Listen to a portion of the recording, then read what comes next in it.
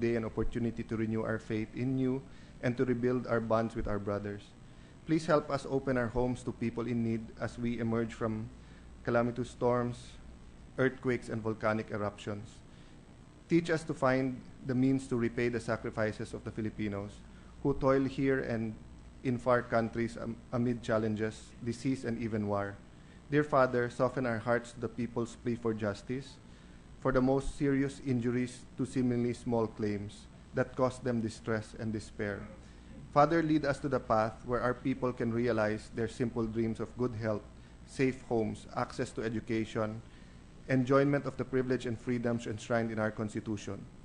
Only your divine guidance will make us be our best in the Senate. Father, we are grateful to you for giving us the will and the spirit to put your people's interests above all else. In loving grace, amen. Amen. The lighter side movement choir will lead the chamber in the singing of the Philippine national anthem, after which they'll render a song entitled Piliin Mo Rin Ang Pilipinas.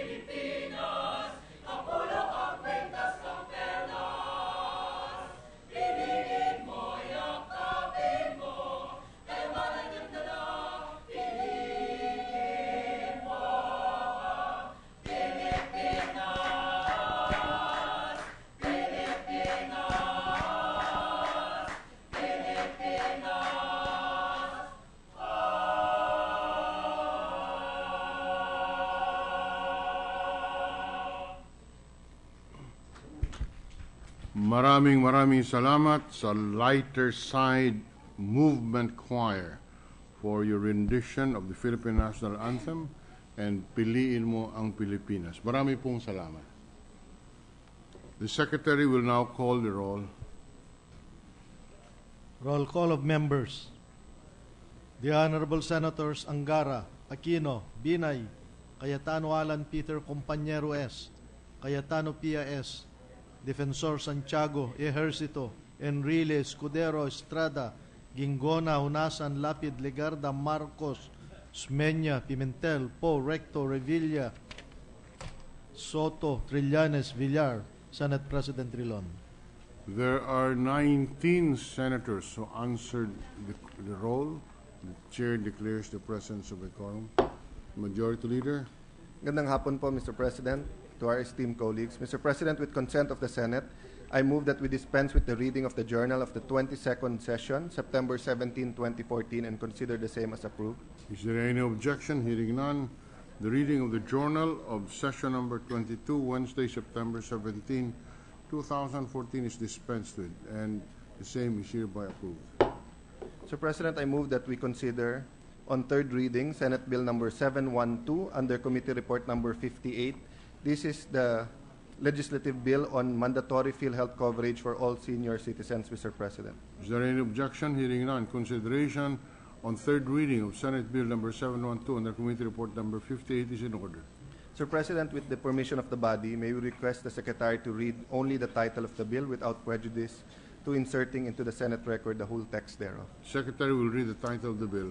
Senate Bill number 712, an act providing for the mandatory PhilHealth coverage for all senior citizens, amending for the purpose Republic Act number 7432 as amended by Republic Act number 9994, otherwise known as the Expanded Senior Citizens Act of 2010, September 18, 2014.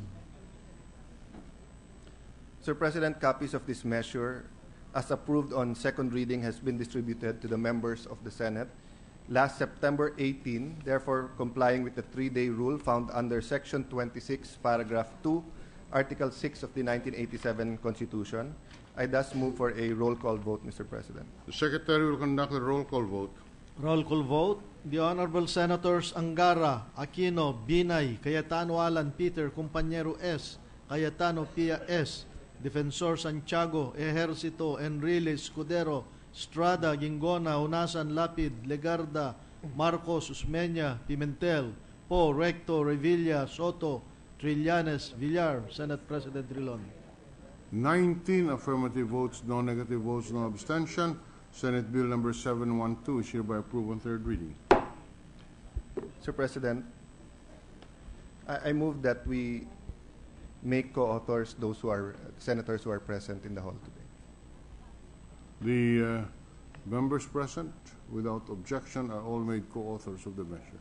Thank you, Mr. President. Mr. President, I move to consider on third reading Senate Bill number 2161 under Committee Report number 55. This is the legislative bill on the Quezon City Development Authority, Mr. President. Is there any objection? The chair hears none. Consideration of Senate Bill number 2161 under Committee Report number 55 on third reading is in order. With the permission of the body, may we request the Secretary to read only the title of the said bill without prejudice to inserting into the record the whole text thereof. The Secretary will do so. Senate Bill number 2161, an act creating the Quezon City Development Authority, QCDA, defining its powers and functions, providing for its organizational structure and capitalization. Mr. President, copies of this measure, as approved on second reading, have been distributed to the members of the Senate last September 18, thereby complying with the 3-day rule found under Section 26, Paragraph 2, Article 6 of the 1987 Constitution. I thus move for a roll call vote. The Secretary will conduct the roll call vote. Roll call vote.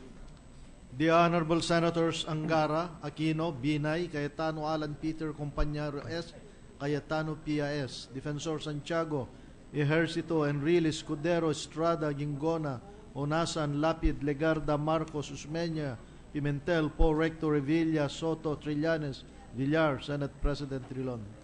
20 affirmative votes, no negative votes, no abstention. Senate Bill 2161 is hereby approved on third reading. Thank you, Mr. President. Mr. President, at this point, may we welcome to the Senate and recognize the presence in the Senate Hall of the local government officials of Catanawan, Quezon, led by the ABC President, Eric, the VP, Eric De Rosas, and also by their esteemed Mayor, Mayor Ramon Orfanel. May I ask them to stand up to be recognized?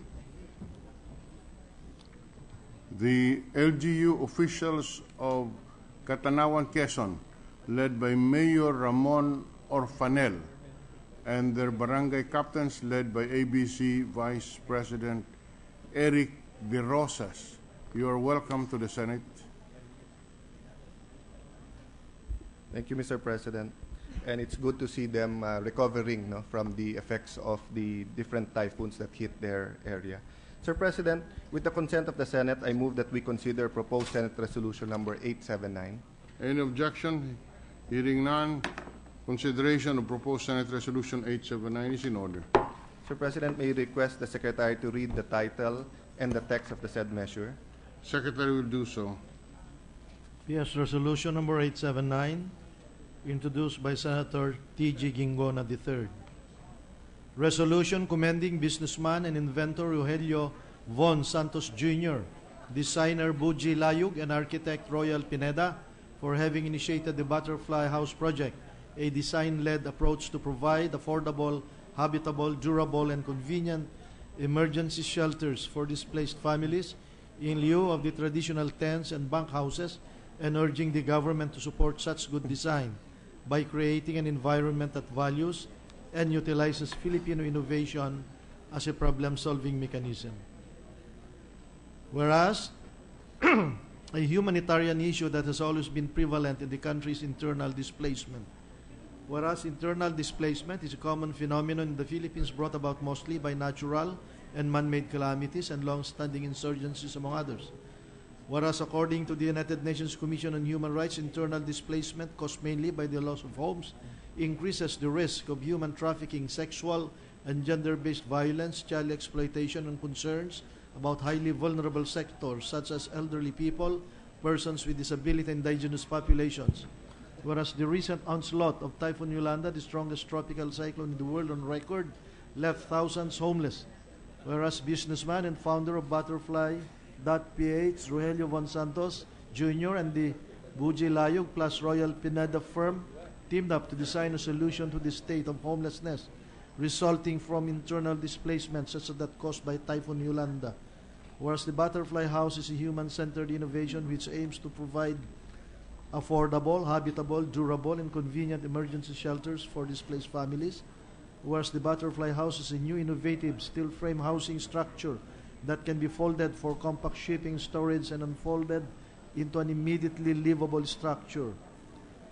Whereas the traditional response to occurrences of internal displacement is for the government to build interim tent cities or bunkhouses, which in some cases are inadequate, of substandard quality, uninhabitable, expensive, and mired with corruption.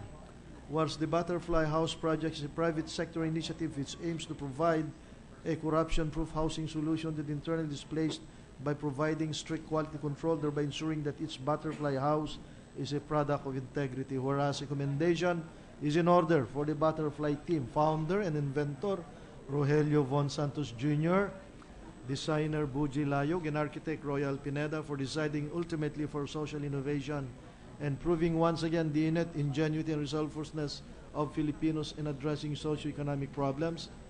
Whereas the government, through a national design policy, should support good design such as this Butterfly House project by creating an environment that values and utilizes design as a problem-solving mechanism and by considering butterfly houses as a better alternative to tents or bunk houses. Now, therefore, be it resolved, as it is hereby resolved by the Senate of the Philippines, to commend businessman and inventor Rogelio Von Santos Jr., designer Buji Layog, and architect Royal Pineda for having initiated the Butterfly House project, a design-led approach to provide affordable, habitable, durable, and convenient emergency shelters for displaced families in lieu of the traditional tents and bunk houses, and urging the government to support such good design by creating an environment that values and utilizes Filipino innovation as a problem-solving mechanism.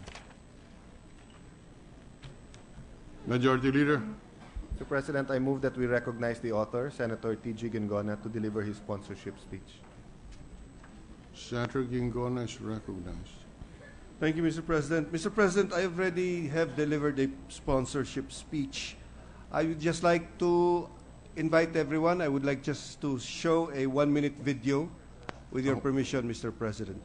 Did you say? 1-minute video. Please proceed. Thank you, Mr. President.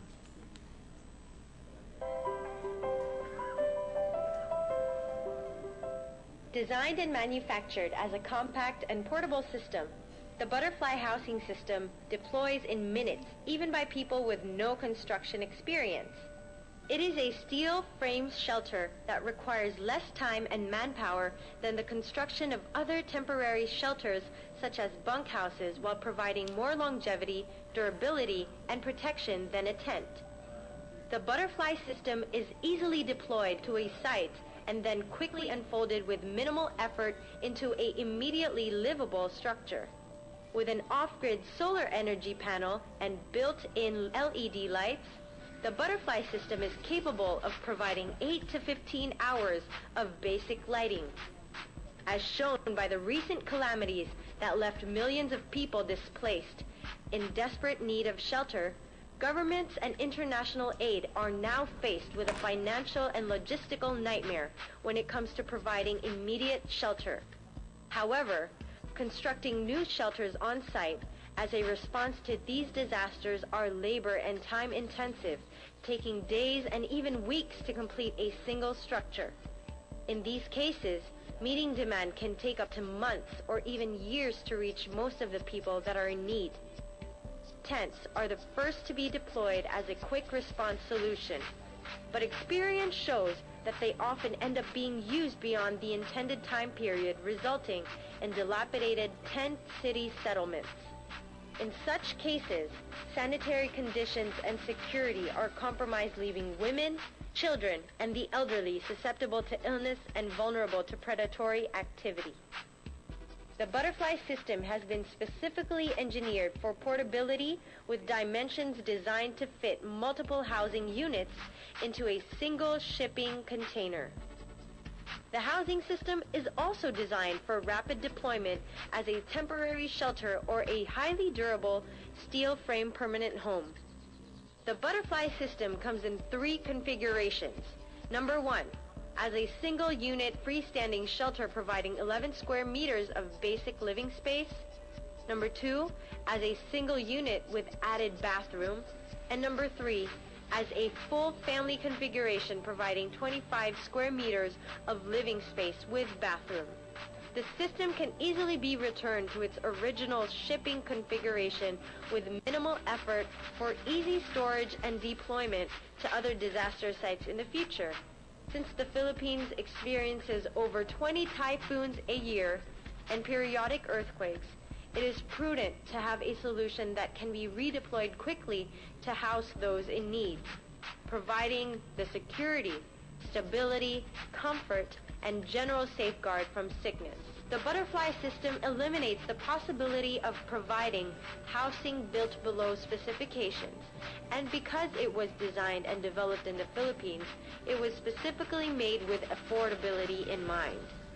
The butterfly house system can be used in a number of other applications for consumer, commercial, and government use, such as medical facilities, off-site offices, on-site command centers, and recreational use.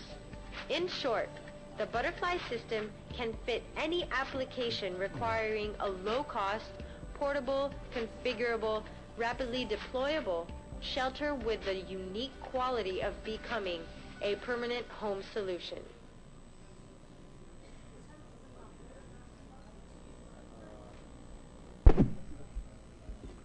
The chair is just curious, Mr. Sponsor, how much does this cost? This looks very practical.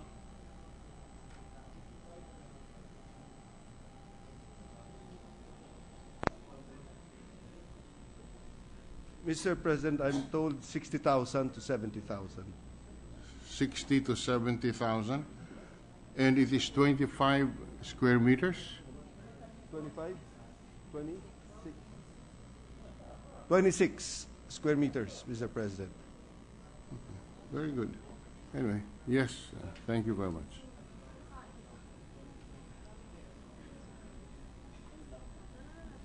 Majority Leader? Mr. President, I move that we approve proposed Senate Resolution number 879, subject to style. Any objection? Hearing none. Proposed Senate Resolution 879 is approved, subject to style. Mr. President, may I request that all senators present be made co-authors of this measure? So, all senators present made co-authors. Mr. President, I move that we suspend for a minute to give the senators an opportunity to congratulate the awardees and for a photo opportunity. Session suspended for 1 minute.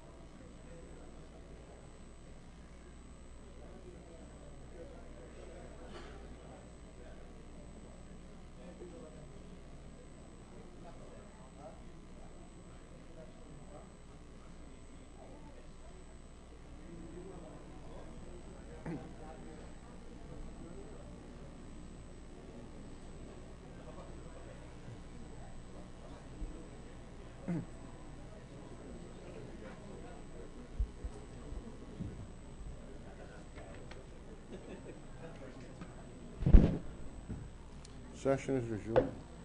Mr. President, with consent of the Senate, I move that we consider proposed Senate Resolution number 644. Any objection? Hearing none. Consideration of the measure is in order. Mr. President, may we request the Secretary to read the title and text of the said measure. Secretary will read the title of the measure.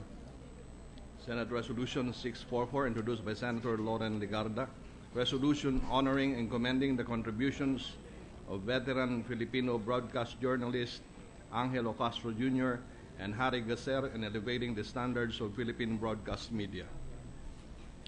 Whereas iconic journalists Angelo Castro Jr. and Harry Gacer, two pillars of Philippine broadcast media, passed away in April 2012 and April 2014 respectively. Whereas the late Angelo Castro Jr., who succumbed to lung cancer in April 5, was one of the creators of TV Patrol, the longest-running Filipino newscast today, and the news anchor of The World Tonight, the award-winning late-evening English news program in ABS-CBN since 1986, the first since its reopening after EDSA. Whereas Castro, a recipient of the Cado Roy Broadcaster of the Year Award from the Kapisanan ng mga Broadcaster ng Pilipinas in 2006, was an eminent broadcast journalist with an outstanding career spanning 25 years. Whereas Castro's leadership and mentorship made him a pillar in the Philippine broadcast journalism. Throughout his pioneering years, he displayed a calming presence in the evening news and was known in the broadcast industry as a dynamic thinker, effective taskmaster, and enterprising innovator. Whereas the late Harry Gacer was the anchorman of RPN9's Newswatch during the martial law era until the 1990s. Newswatch was the primetime news program, aired via the Mystic satellite and the most watched during the time. He worked as a career manager of Radio Veritas and anchor of TV Patrol Cebu later on in his career. Whereas Gacer was a pioneer in news broadcasting and an iconic anchorman with a unique baritone voice. He had set an example in the industry with his professionalism, integrity, and dignity. Whereas throughout the lives of Angelo Castro Jr. and Harry Gacer, they both stood for sincerity, impeccable work ethic, perseverance, balance, and truth in broadcast media. Now, therefore, be it resolved as it is hereby resolved to honor and commend the contributions of Angelo Castro Jr. and Harry Gacer, who have helped in elevating the standards of Philippine broadcast media. Majority Leader. Mr. President, I move that we approve proposed Senate Resolution number 644, subject to style. Any objection? Hearing none. Proposed Senate Resolution 644 is hereby approved and adopted subject to style. Mr. President, may I request that all senators present be made co-authors of the said All motion. senators present are made co-authors. Mr. President, I move that we suspend the session for a few minutes to allow senators to congratulate the family of Mr. Castro and Mr. Gacer and opportunity to take photo ops with the Senate. Session suspended for 1 minute.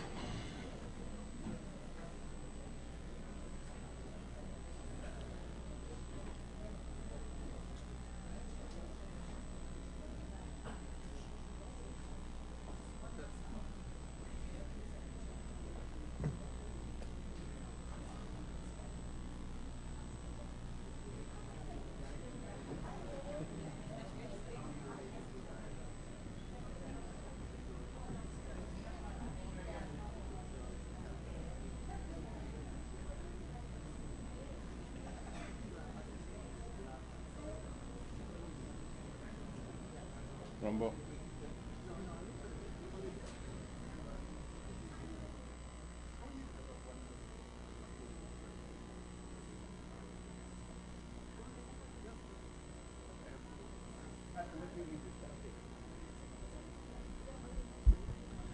Ready to resume, Mr. President. Session is resumed. Mr. President, with the consent of the Senate, I move that we consider proposed Senate Resolution number 735. Any objection? Hearing none, consideration of proposed Senate Resolution 735 is in order. Mr. President, may we request the Secretary to read the title and text of the said measure. Secretary will do so. Resolution commending the collaborative efforts of the provincial government of Davao Oriental together with the Protected Area Management Board and the local community for the conservation of the Mount Hamiguitan Range Wildlife Sanctuary in light of its successful inscription in the list of World Heritage Sites maintained by the United Nations Educational, Scientific, and Cultural Organization World Heritage Committee. Whereas Article 2, Section 16 of the 1987 Constitution provides that the state shall protect and advance the right of the people to a balanced and healthful ecology in accord with the rhythm and harmony of nature. Whereas adopted by the General Conference of the United Nations Educational, Scientific, and Cultural Organization on 16 November 1972, the Convention concerning the protection of the world cultural and natural heritage aims to conserve and protect natural sites and cultural properties that are of outstanding universal value for humanity. Whereas under Article 3 of the said convention, the Philippines being one of the current 191 state parties, is tasked to identify and delineate the different properties found within its territory, whether cultural heritage or natural heritage, that may constitute as a World Heritage Site with international community, having a duty also for its conservation and preservation. Whereas, since the convention was ratified by the Philippines on 19 September 1985 until 2013, the country had only 5 properties inscribed in the World Heritage List: the Tubataha Reefs Natural Park and the Baroque Churches of the Philippines in 1993, the Rice Terraces of the Philippine Cordilleras in 1995, and the Puerto Princesa Subterranean River National Park in the historic city of Vigan in 1999. Whereas on 23 June 2014 in Doha, Qatar, it was announced by the World Heritage Committee that the Mount Hamiguitan Range Wildlife Sanctuary, found along the southeastern part of the Eastern Mindanao Biodiversity Corridor and showcasing terrestrial and aquatic habitats at different elevations, which include critically endangered trees, plants, and the iconic Philippine eagle and the Philippine cockatoo, is now a World Heritage Site. Whereas, as highlighted by the World Heritage Committee, the high level of endemicity of its habitat is significant for putting the Philippines in 7th place among the 17 biologically rich countries in the world. Described as the only protected forest known for its unique bonsai field or pygmy forest of 100-year-old in the ultramafic soil, the 6,834-hectare Mount Hamiguitan Range Wildlife Sanctuary hosts 5 vegetation types: ecosystem, dipterocarp, montane, typical mossy, and the mossy pygmy forest. It has been found that of the 477 identified flora species, 163 species, 18.56%, are endemic, 35 species threatened, 33 species, 3.75% rare, and 2004, 23.23% economically important. Moreover, the Philippine Council for Agricultural, Forestry, and Natural Resources and Development finds that it also hosts 5 endangered species, 27 rare species, 44 endemic species, and 59 economic important species. Whereas since 30 July 2004, through Republic Act No. 9303, the Mount Hamiguitan Range Wildlife Sanctuary has been declared a protected area under the category of Wildlife Sanctuary, with management of the area under its Protected Areas Management Board and the Biodiversity Management Bureau of the Department of Environment and Natural Resources. Whereas, by successfully inscribing the Mount Hamiguitan Range Wildlife Sanctuary as World Heritage Site, the Philippines commits to international its strong support for the conservation of its flora and fauna. Whereas this recognition highlights the need to safeguard the biodiversity and natural heritage of the wildlife sanctuary and its surrounding watershed areas and forests. Now, therefore, be it resolved as it is hereby resolved to commend the collaborative efforts of the Provincial Government Davao Oriental to the Protected Area Management Board and the local community for the conservation of the Mount Hamiguitan Range Wildlife Sanctuary in light of its successful inscription in the list of World Heritage Sites maintained by the United Nations Educational, Scientific, and Cultural Organization World Heritage Committee. Majority Leader. Sir President, I move that we approve proposed Senate Resolution number 735 subject to style. Any objection? Hearing none. Proposed Senate Resolution 735 is hereby adopted, subject to style. Sir President, may I request that all senators be made co-authors of this measure? So made. Sir President, may we welcome to the Senate and make on record their physical presence Governor Corazon Malañon of Davao Oriental, Mayor Malañaon. sorry, Mr. President, Mayor Justina Yu, Vice Mayor Katrina Joy Orencia.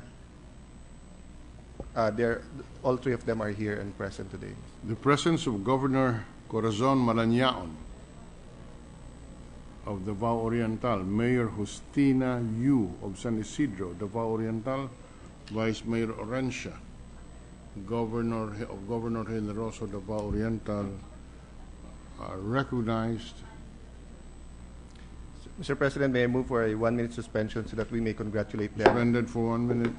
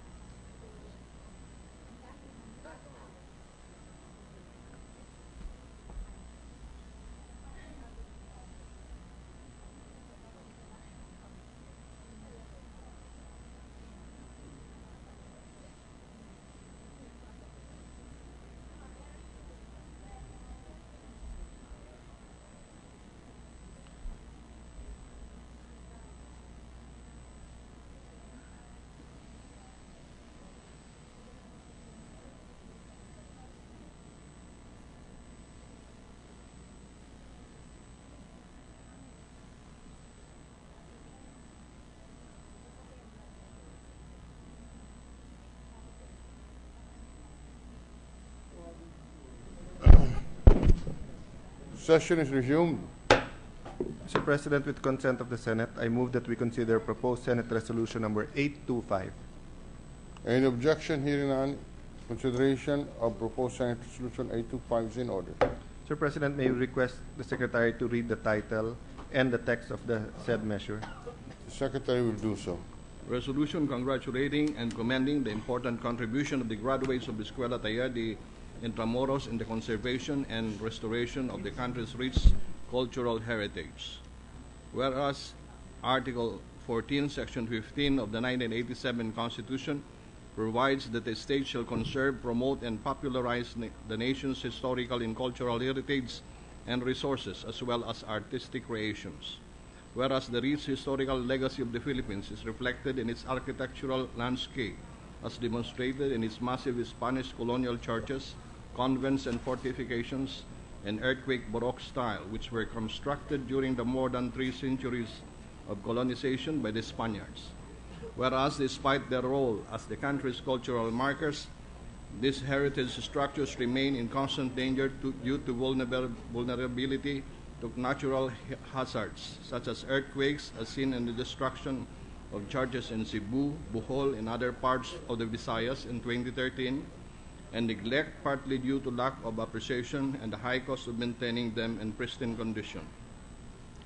Whereas, as part of further cementing and strengthening bilateral ties between the Republic of the Philippines and the Kingdom of Spain, the Spanish Embassy in Manila, in collaboration with the Agencia Española de Cooperación Internacional para el Desarrollo and the National Commission for Culture and the Arts, Intramuros Administration, Technical Education and Skills Development Authority, Department of Social Welfare and Development, and the City of Manila founded the Escuela Taller de Intramuros in 2009 to educate and train for free young men and women from impoverished background and skills such as 18th century and 19th century construction techniques, carpentry, masonry, stone, brick, wool carving, metal work, including decorative grills, decorative and historical painting, and finishing, and modern trades like plumbing and electrical installation as part of the heritage building conservation.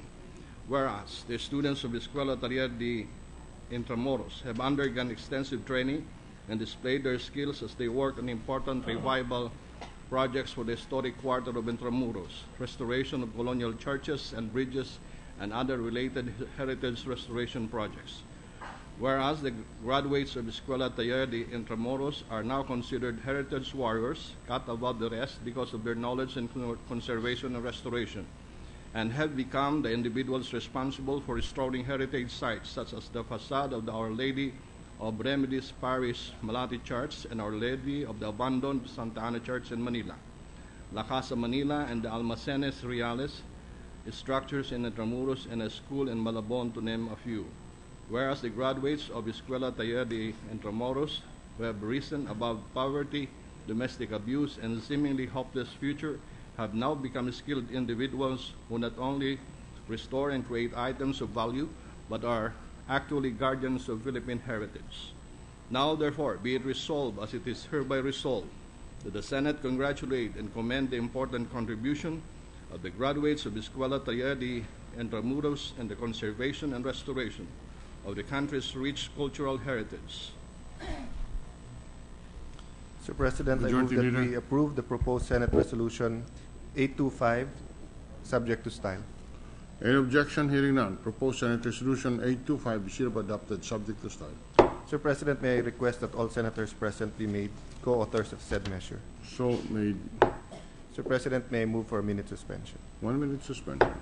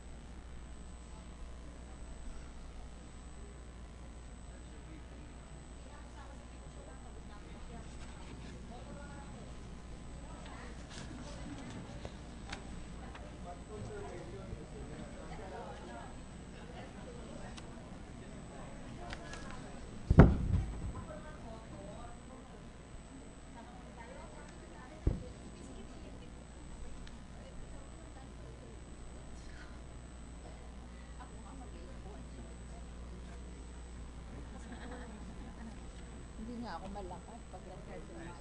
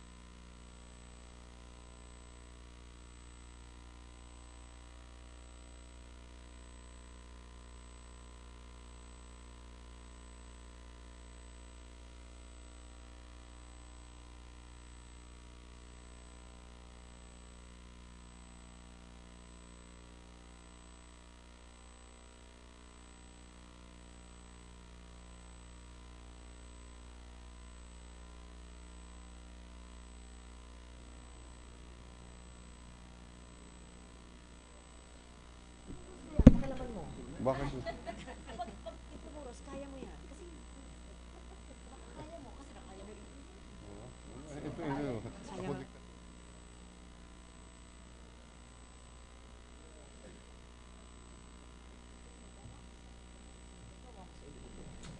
I don't mind.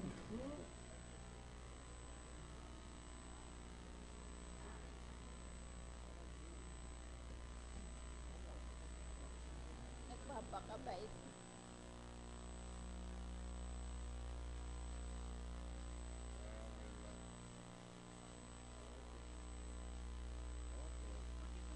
Bye-bye.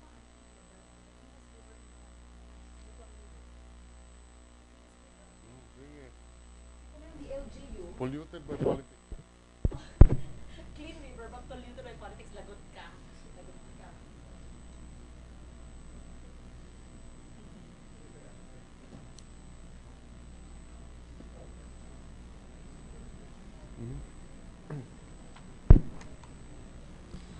Ready to resume, Mr. President?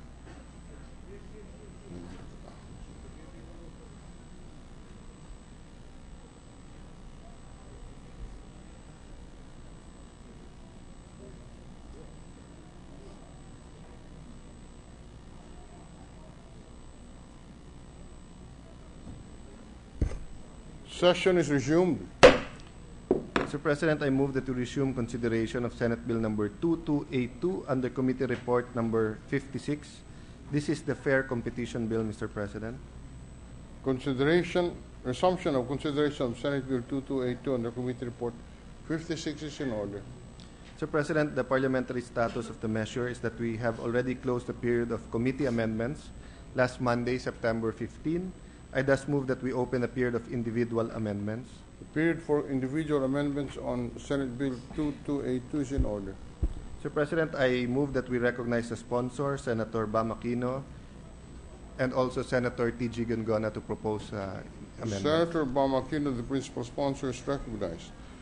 Senator Gingona will propose individual amendments.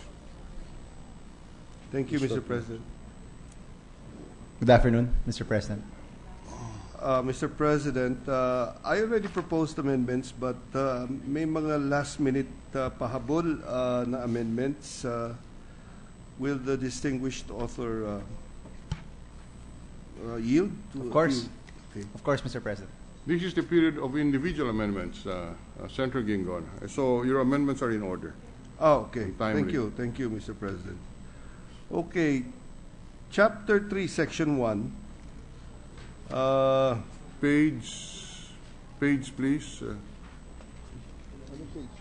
11. Page 11, Mr. President.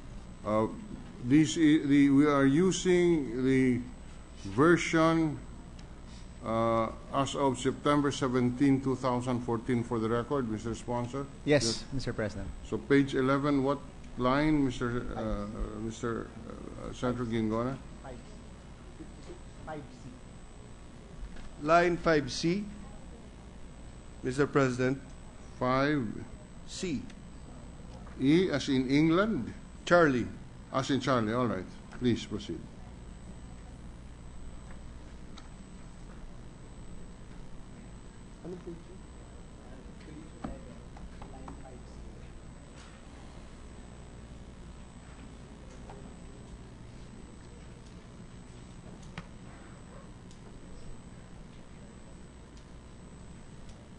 Okay.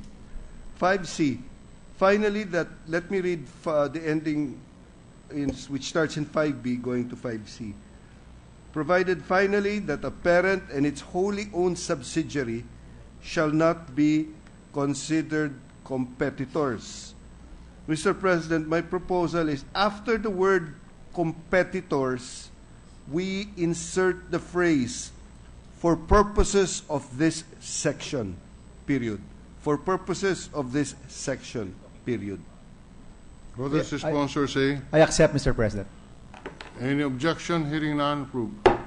That's all I have, Mr. President. Thank you. Thank you, Mr. Thank President. you, Senator Gingona. Any other colleague of ours who have indicated their desire to submit individual amendments? Mr. President, later today, Senator Angara, but for the moment, I move that we suspend consideration of Senate Bill number 2282 as found in Committee Report number 56. Consideration of the measure is suspended. Thank you, Mr. President. Mr. President, I move that we proceed with the reference of business. Secretary will read the reference of business. Reference of business. Messages from the House of Representatives. Letter from the House of Representatives informing the Senate that on 16 September 2014 it agreed to a conference and designated Representatives Cojuangco, Defensor Jr., Piamonte Jr., and Bello III as its conferees to the Bicameral Conference Committee on the disagreeing provisions of House number 4085 and Senate number 2277, both entitled An Act Establishing the Open High School System in the Philippines and Appropriating Funds Therefore. Rules. Committee on Rules. Letter from the House of Representatives informing the Senate that on 16 September 2014 it designated Representative Lagdamea as additional conferee to the Bicameral Conference Committee on the disagreeing provisions of House number 3575 and Senate number 2272 entitled An Act Strengthening the Ladderized Interface between Technical Vocational Education and Training and Higher Education. Committee on Rules. Letter from the House of Representatives informing the Senate that on 16 September 2014, it designated Representative Lagdameo as the additional conferee to the Bicameral Conference Committee on the Disagreeing Provisions of House Number 4816, titled Act Providing Scholarship Grants to Top Graduates of all public high schools enrolling for the first year in state universities and colleges and appropriating funds therefore, and Senate Number 2275, entitled An Act Mandating all state colleges and universities to annually confer automatic admission and provide scholarship grants to the top 10 public high school students of their graduating class and allocate funds therefore. Rules. Letter from the House of Representatives informing the Senate that on 16 September 2014, it designated Representative Lagdameo as additional conferee to the Bicameral Conference Committee on the Disagreeing Provisions of House Number 4553, entitled An Act Expanding Access to Educational Services by Institutionalizing Open Distance Learning in Higher Education and appropriating funds therefore, and Senate Number 2274, entitled An Act to Expand Access to Education through Open Learning and Distance Education in Tertiary Levels of Education, appropriating funds therefore and for other purposes. Rules. Bills on first reading.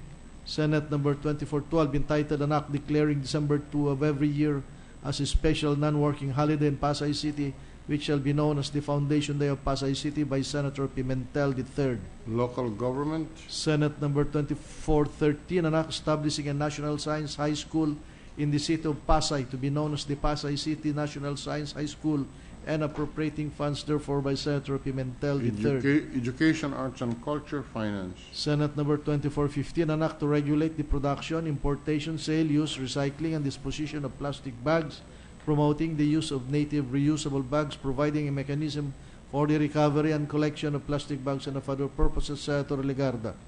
Environment and Natural Resources, Trade, Commerce and Entrepreneurship, and Finance. Resolutions, PS Resolution Number 923, congratulating and expressing the full support of the government to Patrick D. Flores in light of the selection of his curatorial proposal as the official entry of the country to the 56th Venice Art Biennale 2015 by Senator Legarda. Rules. PS Resolution Number 924, commending the efforts of the Mindanao Development Authority and the Department of Environment and Natural Resources in launching the Treevolution Greening Mindanao project, which aims to plant 4.6 million trees in Mindanao in a world record attempt to be held on September 26, 2014, and urging Mindanaoans to participate in this event, thereby inculcating environmental consciousness toward conservation and sustainability of natural resources and climate change mitigation and adaptation, introduced by Senator Gingona III. Rules.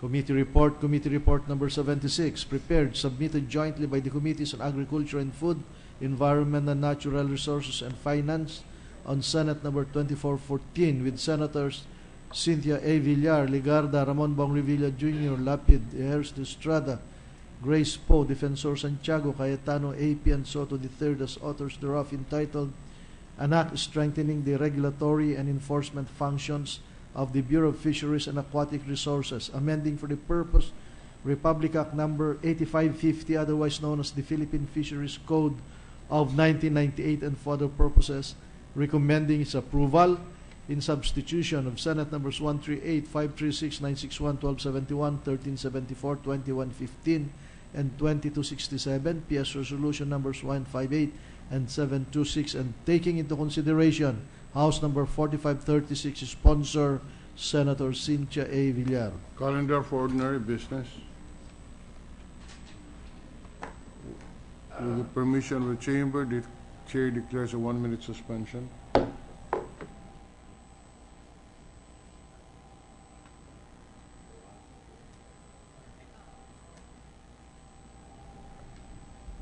Session is resumed. The acting majority leader is recognized. Mr. President, I move that we transfer Senate Bill number 2414 under Committee Report number 76 from the calendar for ordinary business to the calendar for special orders. So transferred. With the consent of the Senate, I move that we consider Senate Bill number 2414 under Committee Report number 76. Consideration of the measure is in order.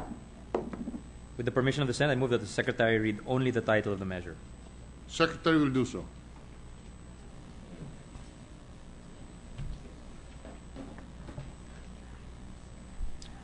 An act strengthening the regulatory and enforcement functions of the fisheries and aquatic resources, amending for the purpose Republic Act Number 8550, otherwise known as the Philippine Fisheries Code of 1998, and for other purposes. Mr. President, I move that we recognize Senator Cynthia Villar to sponsor the measure. Senator Villar is recognized to sponsor the measure. Mr. President, my fellow senators, I stand here today to sponsor Senate Bill 2414, or an act strengthening the regulatory and enforcement functions of the Bureau of Fisheries and Aquatic Resources, amending some provisions of Republic Act Number 8550, otherwise known as the Philippine Fisheries Code of 1998, and for other purposes under Committee Report Number 76. Republic Act 8550, or the Fisheries Code, was passed in February 9, 1998. It governs the affairs of the fisheries sector. The main purpose of the law is to address the depleting coastal resources of the country by providing management options of the country's resources and recognizing the important roles of all direct users. It also ensures the attainment of the following objectives of the fisheries sector: conservation, protection, and sustained management of the country's fishery and aquatic resources, poverty alleviation and the provision of supplementary livelihood among municipal fisher folks, improvement of productivity of aquaculture within ecological limits, utilization of offshore and deep-sea resources, and upgrading of post-harvest technology. Any discussion about the fisheries sector is important because the Philippines is an important producer of fish in the world, ranking 6th in fish production. The Philippines also ranks 9 in aquaculture production of fish, crustaceans, and mollusks. The country's aquaculture production amounts to over $1.58 billion. We are also among the top 3 largest producers of aquatic plants, including seaweeds. Fisheries, lumped with agriculture, hunting, and forestry sectors, contribute significantly to the country's gross domestic product. Its share to gross value added in agriculture is, at current and constant prices, Philippine 329 billion, the largest share next to agriculture crops. Agriculture posted a 1.15% growth in 2013. At current prices, gross output in agriculture was valued at 1.5 trillion. The fisheries subsector contributed 17.96% to total agricultural output. The other major one is livestock and poultry. The fisheries sector also provides direct and indirect employment to over 1 million people, or about 12% of the agricultural, fishery, and forestry sector of the labor force. The bottom line is that we cannot overemphasize the fact that our country is teeming in fisheries resources. The Philippines is an archipelago, so that is really no surprise. In fact, the Philippines is qualified as among the archipelagic states under the United Nations Convention on the Law of the Seas. An archipelagic state is conceived as one whose component islands and other natural features form an intrinsic geographical, economic, and political entity, and historically have and may have been regarded as such. This archipelagic doctrine is also enshrined in Article 2 of the 1987 Philippine Constitution. As such, we should observe the strict implementation and enforcement of laws and policies to better safeguard areas within our sovereignty and jurisdiction. We have thus extensively reviewed provisions that will support and strengthen that as well. We need to observe international treaty obligations to curb illegal, unreported, and unregulated fishing, or what we call IUUF, and to comply with conservation and management measures.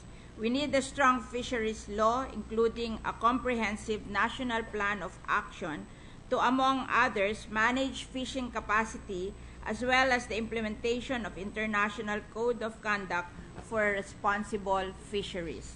We already have in place a national plan of action on illegal, unreported, and unregulated fishing, or IUUF, which is in line with the International Plan of Action to prevent, deter, and eliminate IUUF. On December 6, 2013, President Aquino signed an Executive Order 154 adopting the Philippine National Plan of Action and creating the Philippine Committee on IUUF to oversee its implementation.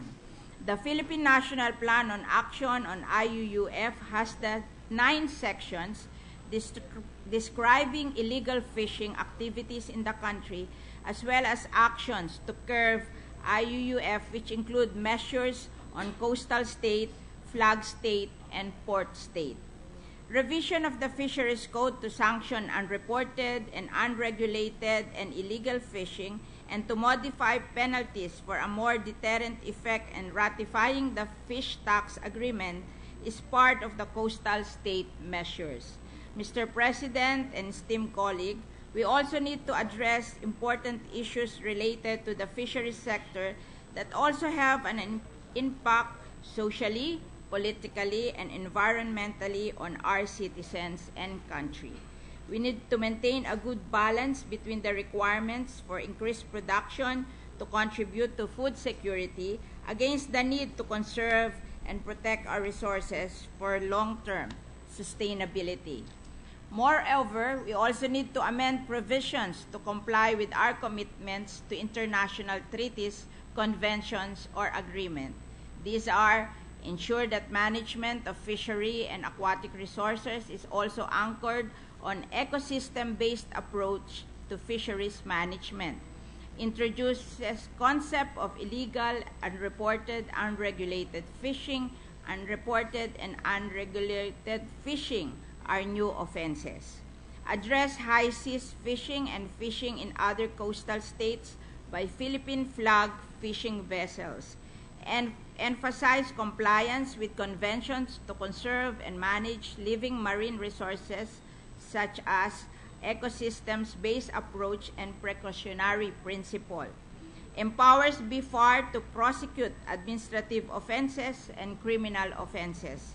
Adopts international and regional conservation management measures and empowers BFAR to enforce the same.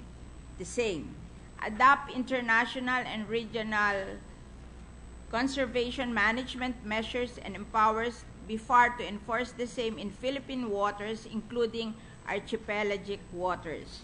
The creation of a fisheries management fund, which will be administered by the Department of Agriculture through BFAR.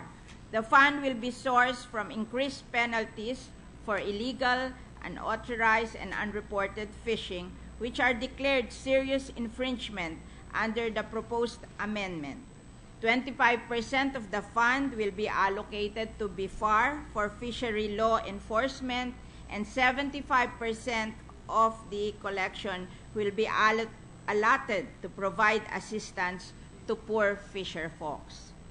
This substitute bill, Mr. President, aims to level the fishing legislation at par with other countries, especially with regard to conservation measures regarding threatened aquatic species, straddling and highly migratory species, and other marine resources.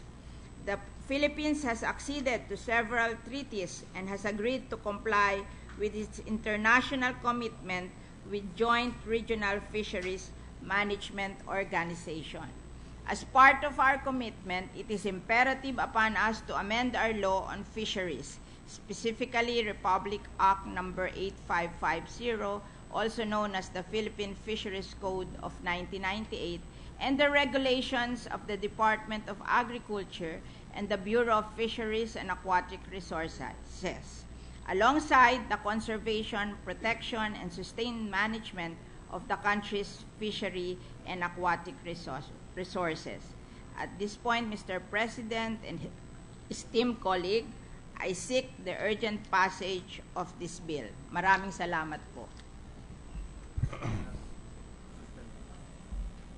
Mr. President, before we suspend consideration of the measure, may we acknowledge some guests in the gallery who are here for the speech of Senator Villar. They are from the BIFAR and Fisheries sector, led by Attorney Asis Perez, the Director of the BIFAR, Attorney Benjamin Tabios Jr., the Assistant Director for Administrative Services, Attorney Annalisa Vitug, Chief of the Fisheries Regulatory and Quarantine Division, Melanie Guerra, the Head Office for Special Concerns, Nelia Tiel, Fisherfolk representatives Ruperto Alerosa, Vicente Madrinian, and various non-governmental organizations like Greenpeace Philippines, Pangisda Pilipinas, Pangisda Las Piñas, Save the Fisheries Now Network, National Union of Rural-Based Organizations, and NGOs for Fisheries Reform.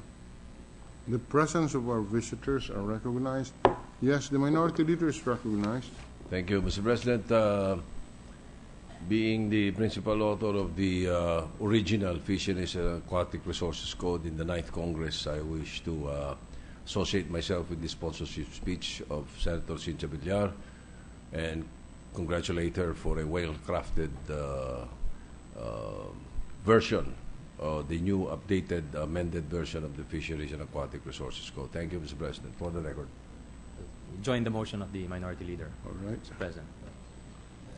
Mr. President, I move that we now suspend consideration of Senate Bill 2414. Consideration of the measure is suspended. A few minutes suspension, Mr. President. 1 minute suspension.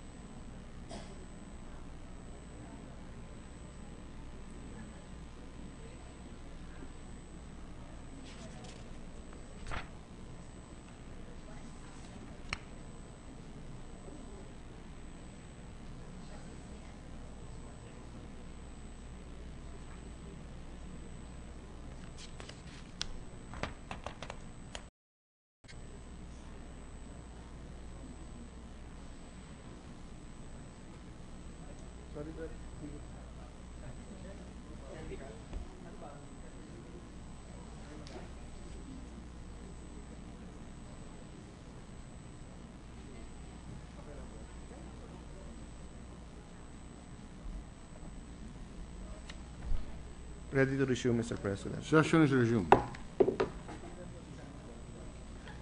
Mr. President, I move that we resume consideration of Senate Bill number 2042 under Committee Report number 8. This is the Chemical Weapons Prohibition Bill, Mr. President. Any objection? Hearing none, consideration of the measure is in order. Mr. President, the status of the measure is that we are in the period of interpellation. I thus move that we recognize the sponsor, Senator Sonny Trillanes. Senator Trillanes is recognized. Thank you, Mr. President. Mr. President, no senator has signified their intention to ask any questions or to clarify. No more interpellations. Therefore, I move that we close the period of interpellations. Period of interpellation is terminated. Mr. President, I move that we open the period for committee amendments. Period for committee amendments is in order. There are no committee amendments, Mr. President. I therefore move, Mr. President, that we close the period for committee amendments and open the period for individual amendments. Period for committee amendments is terminated. Period for individual amendments is in order. You recognize the Minority Leader, Senator Soto, Mr. President. The Minority Leader is recognized.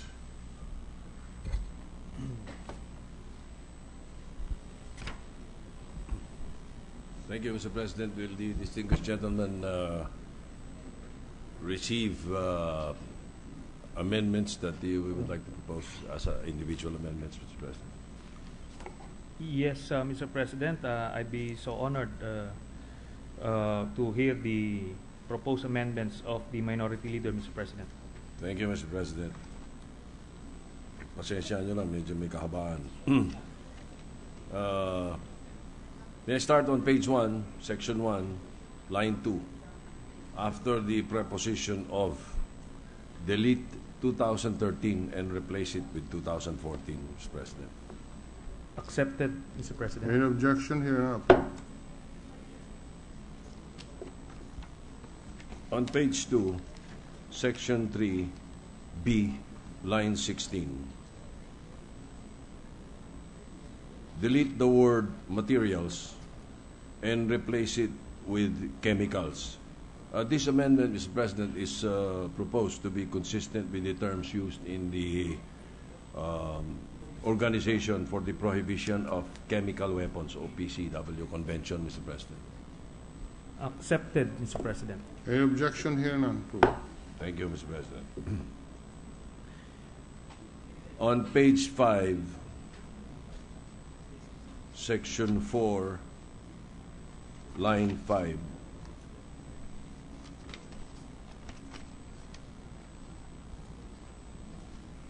After the word energy, replace the punctuation mark, comma, with a semicolon and insert the phrase 14.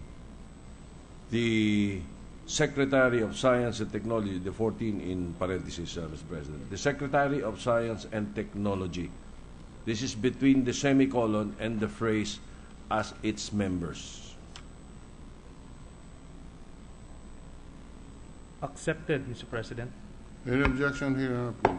Thank you, Mr. President. On the same page, section 4, lines 9 to 10,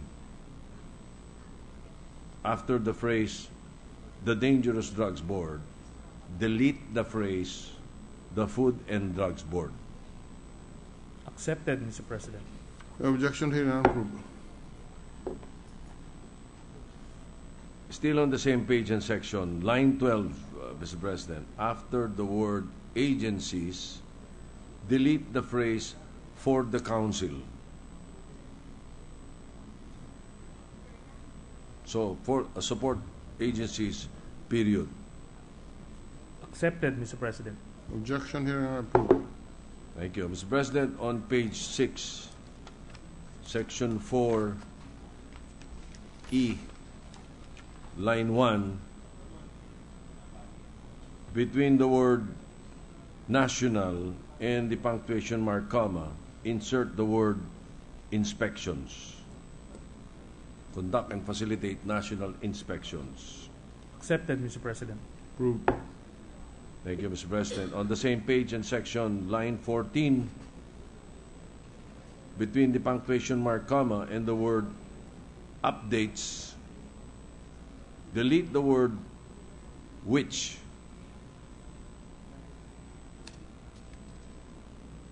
And in lieu thereof, insert the word such. Accepted, Mr. President. Approved.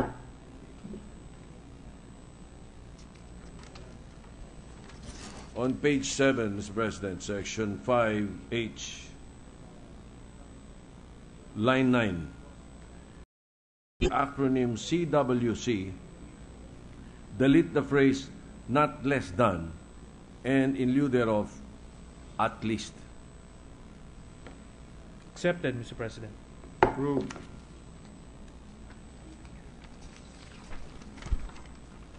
On page 8, Mr. President, section 6C, line 20. Delete the words life imprisonment and replace it with 12 years. This is, well, to justify, Mr. President, considering that the penalties here are graduated depending on the gravity of the offense, I believe that the degree of penalty for the subject offense should not be equivalent, should only be equivalent to the duration of the penalty of prisión mayor, which is from 6 years and 1 day to 12 years, Mr. President. So the distinguished gentleman will accept. Accepted, Mr. President. Approved. Thank you, Mr. President.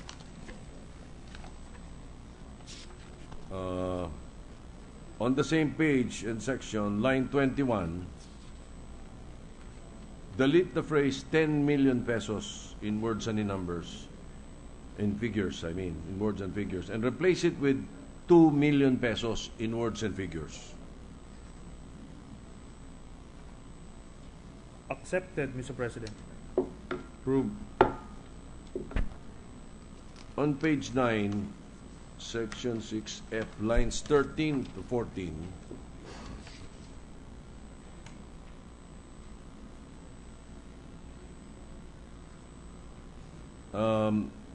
I propose that we delete and license related to its activities under this act subject to suspension or revocation. I believe that after the word closure and a period, that will be clear already, Mr. President. Accepted, Mr. President. Approved. Still on page 9, line 15, after the word imprisonment, delete the word for and replace it with the preposition of. Accepted, Mr. President. Approved. Still on the same page and section, this one, letter H, line 19, after the word than, insert the article the. Accepted, Mr. President. Approved. On page 10, section 6, line 4, between the words who and the punctuation mark, comma, delete the word shall. Any person who in any document prepared. Accepted, Mr. President. Approved. Thank you, Mr. President. On the same page and section, line 7, after the word penalty and before the word of, insert the phrase of imprisonment. Accepted, Mr. President. Still on page 10, section, line 17. Just editorial. Add letter S to the word provision, Mr. President. Accepted, Mr. President. Moving on to page 11, section 8,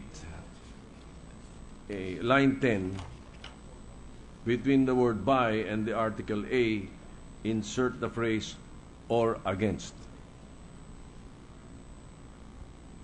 Accepted, Mr. President. Still on page 11, section 8, line 11. Delete the entire subsection B and adjust the rest of the section accordingly, Mr. President.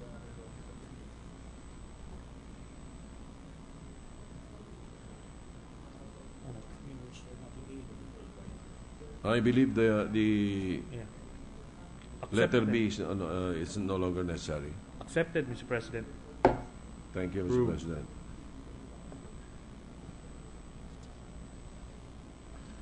Still on page 11, Chapter 3. Delete lines 18 to 25 and replace it with the following. With your indulgence. Section 9, registration.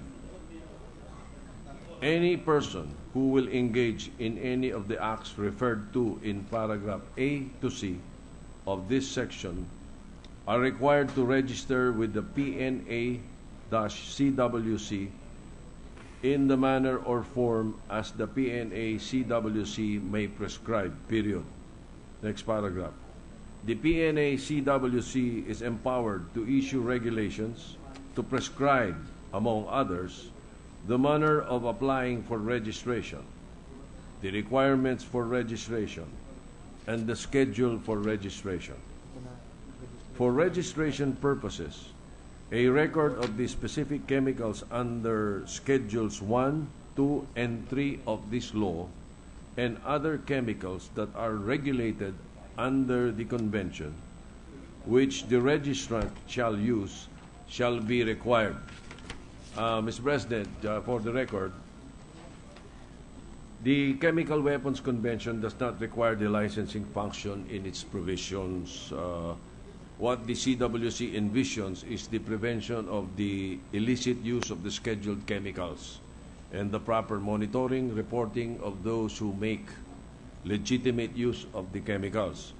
The license envisioned by this provision may be seen as adding an additional layer of red tape for business, Mr. President. So also the PNA-CWC could be seen as an income-generating body which collects license fees.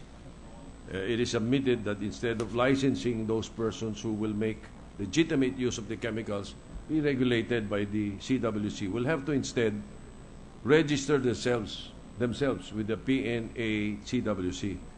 This is different from requiring them to acquire a license, and hopefully this will facilitate the monitoring and reporting functions of the PNA-CWC and will ensure that multiple registrations with other concerned agencies will be avoided. This will actually address one of the main issues raised by the chemical industry. I believe this was also asked of your office, Mr. President, if we can replace it with that. Accepted, Mr. President. Approved. Thank you. Thank you, Mr. President. On page 12, Section 9, lines 12 to 14, delete the entire sentence starting from the word except all the way to the word shall, and in lieu thereof, insert the following. Unless registered with the PNA-CWC or the agency/IES to which the PNA-CWC has delegated the function, no person shall. Accepted, Mr. President. Approved. On page 13, Section 9, line 8.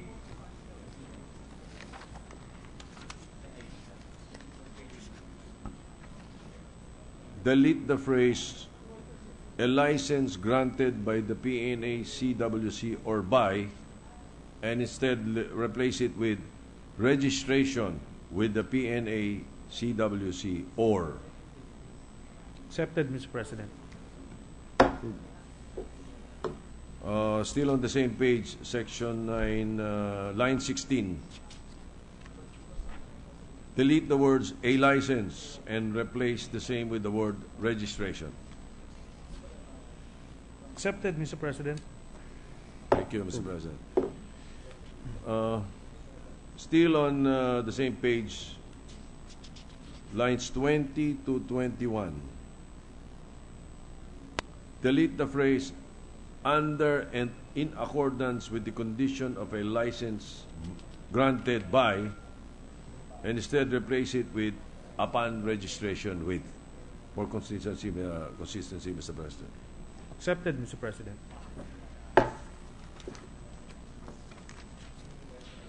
President, on page 14, line 1, delete the phrase to issue licenses and replace it with the phrase to require registration. Accepted, Mr. President. Approved. On page 15, section 11, number 2, line 14, delete the words inspected persons and in lieu thereof insert the word persons covered by the provisions of this act. Accepted, Mr. President. Still on page 15, line 19, between the words with and obligations, insert the article the. Accepted, Mr. President.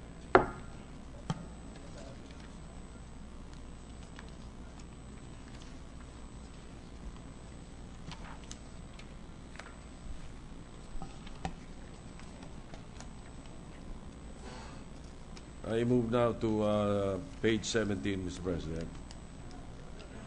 Line 14,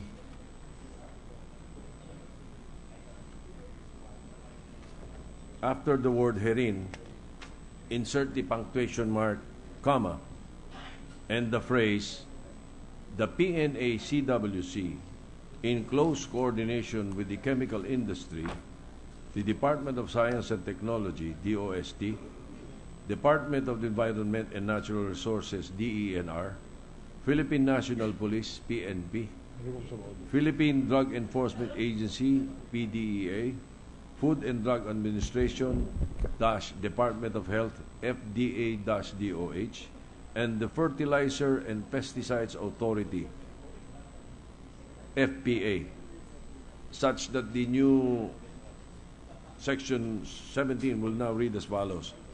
Implementing rules and regulations.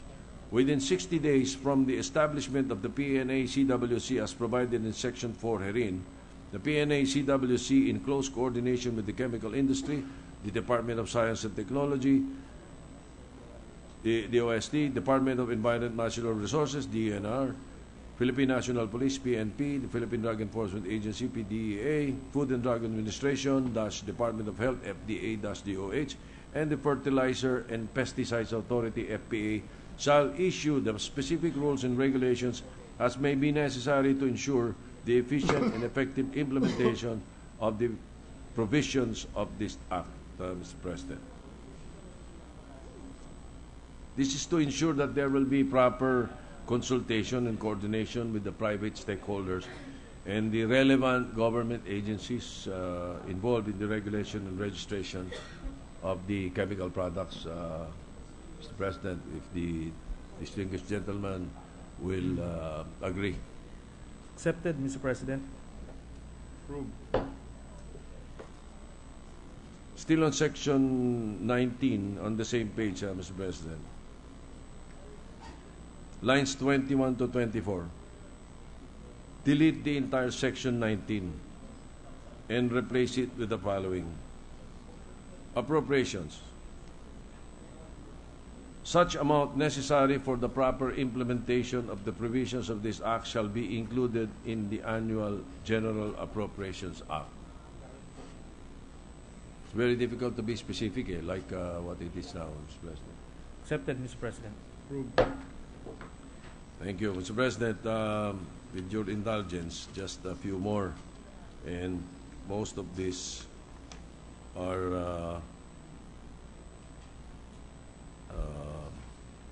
editorial, although very important for the measure, Mr. President. Under Section 6, I propose an omnibus amendment. The penalty clause deleted the word from. No, delete the word from under Section 6 and replace it with the preposition of in the following subsections and lines. Page 8, Section 6A, line 11, Section 6B, line 15, Section 6C, line 20, and on page 9, Section 6D, line 1, Section 6E, line 5, Section 6F, line 11, section 6G, line 16, and section 6H, line 22. There is more, but may I propose that first, Mr. President, to facilitate. This is in consultation with the gentleman from Bicol, Mr. President. Accepted, Mr. President. And then also, thank you, Mr. President, and also still omnibus amendment under the penalty clause, section 6. Section 6. Yes. Delete the phrase a license or contravenes with the conditions thereof and replace it with the word registration in the following subsections and lines. Page 8, 6B, line 14, section 6D, line 24, and page 9, section 6E, line 4. Again, for consistency, Mr. President. Accepted, Mr. President. Thank you, Mr. President. Lastly, because of numerous amendments proposed and accepted by the chairman, Mr. President, the sponsor, I mean, may I be allowed to move that the Secretariat be authorized to go over the entire text of the bill, reconcile the language of the provisions, and subject it to proper style, of course, in consultation with the sponsor. The sponsor agrees with the motion, Mr. President. The Secretariat is authorized to propose revisions as a matter of editorial, yes, editorial content and style, not as a matter of substance. Yes. But the same will be referred to the committee chair before finalization. Thank you, Mr. President. And because of the numerous amendments, I will be honored if the gentleman from Bicol will make this representation a co-sponsor or a co-author of the measure, Mr. President. Most definitely, Mr. President. The minority leader has been helping the sponsor a lot in improving the different measures that has been presented on the floor. So I again express my gratitude to the minority floor leader, Mr. President. Thank you, Mr. President. That's my honor, and congratulations to the sponsor, Mr. President. Thank you. Majority Leader.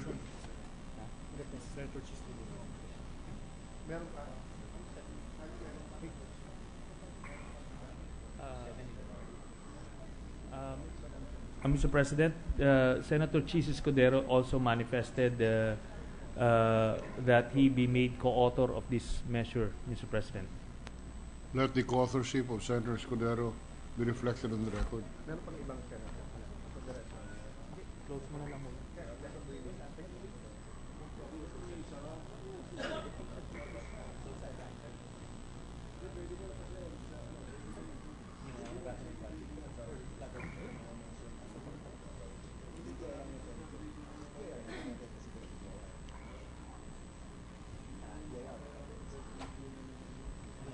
One minute suspension, Mr. President. Suspended for 1 minute.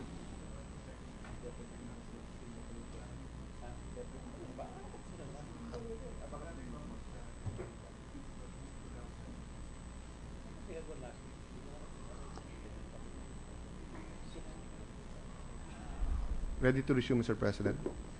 Session is resumed. Mr. President, there are no other senators who have signified their intention to propose individual amendments. I therefore move that we close the period for individual amendments. Period for individual amendments terminated. Mr. President, I move that we approve on second reading Senate Bill number 2042 under Committee Report number 8. Any objection? Hearing none. Senate Bill number 2042 is hereby approved on second reading. Mr. President, I move that we suspend consideration of Senate Bill 2042 under Committee Report number 8. Consideration of the measure is suspended. President, may I ask for a minute suspension? Suspended for a minute.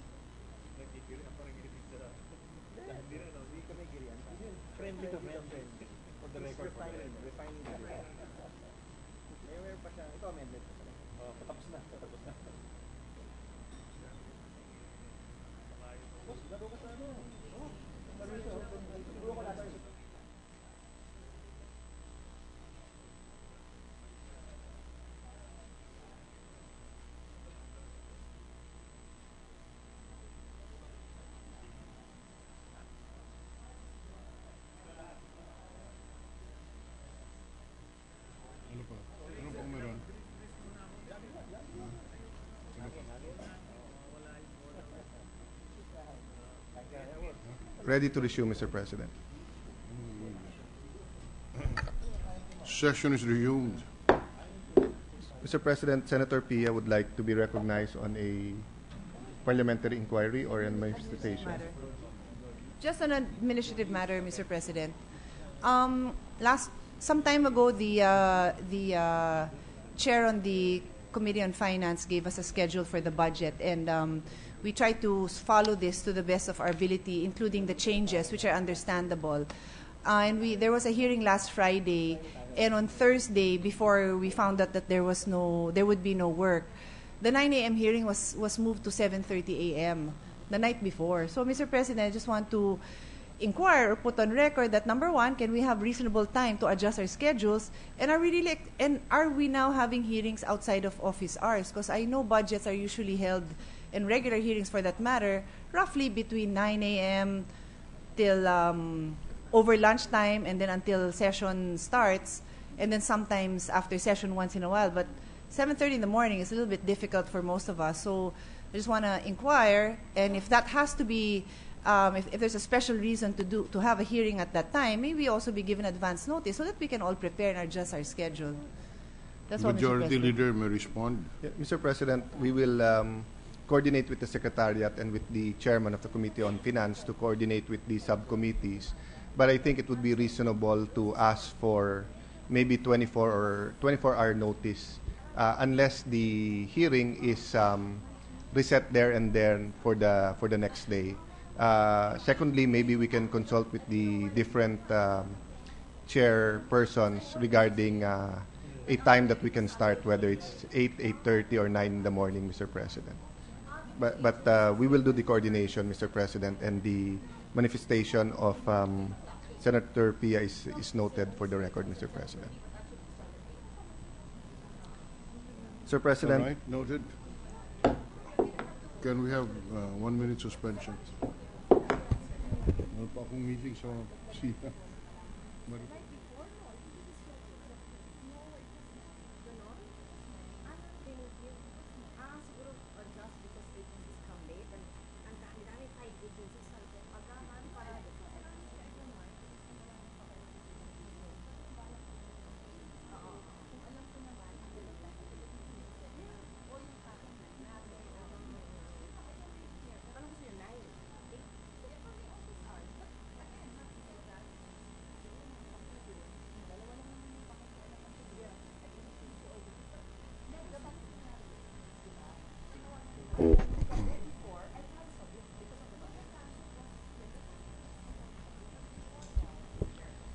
Ready to resume, Mr. President. Session is resumed. Mr. President, with the consent of the Senate, I move that we consider proposed Senate Resolution number 766. Any objection? Hearing none, approved. Mr. President, may we request the Secretary to read the title and text of the measure? Can we just read the title and reflect the body of the resolution in the records of the Senate? Better, Mr. If there is President. an objection, please proceed. Resolution commending the local government and community of the municipality of Pandan and Antique for their active role in the conservation and preservation of the Bugang River as the cleanest inland body of water in the Philippines, thus serving as a model in the successful adoption of a community-based ecotourism approach in safeguarding the country's water resources.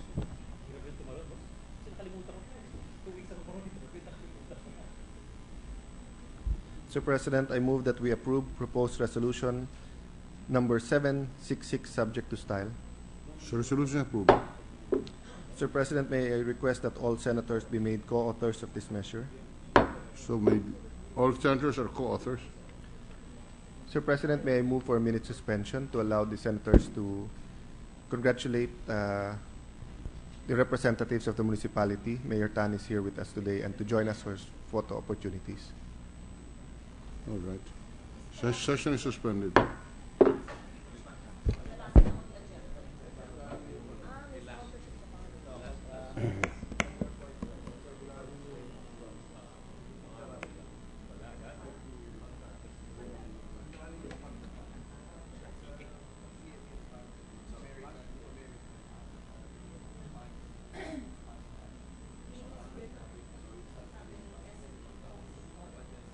Yeah.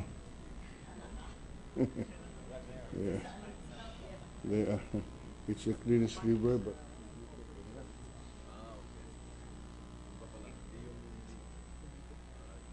It's two words actually. Governor.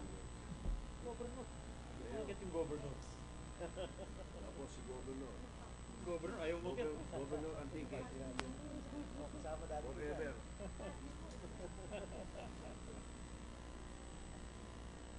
Forever Governor. Saan? Alam mo ba nung weekend pa na yan? Oo nga, oo. Bati lang. Oo.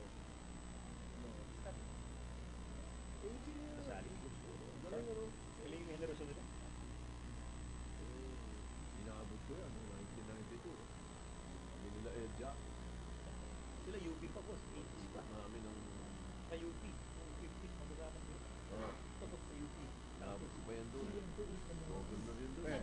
Keep on pushing it. Pero ilan? 22 years ago. Tagal. 60 lang siya noon. Ganun ba? Ay, Congrats, congrats. wala pa siya 60 noon. Thank you, sir. Sige, kaya. See you. Wala pang 60 si Sally noon. Ha? Wala pa siya 60 noon. Yeah. Nandito ko eh. 80 na sa kayo. Tama. 50.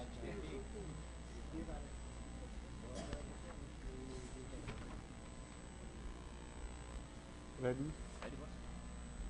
You have to visit Iloilo and look. Ready to adjourn, Mr. President. You ready to receive? Ready to adjourn, Mr. President. Pero... Yeah.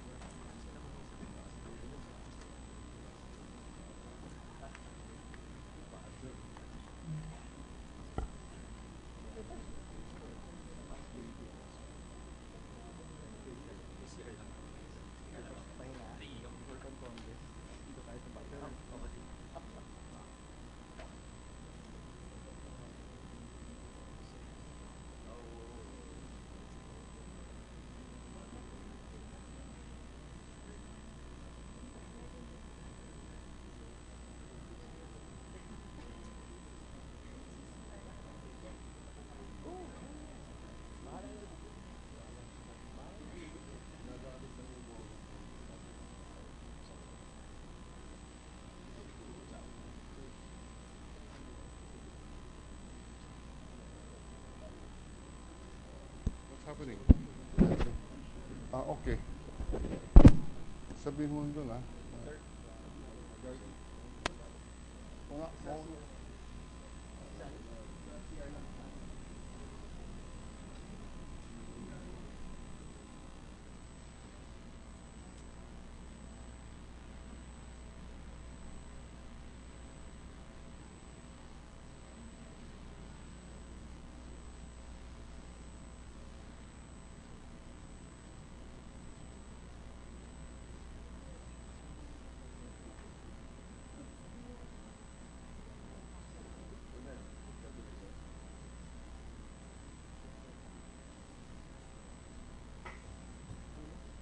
Amendments na ito po.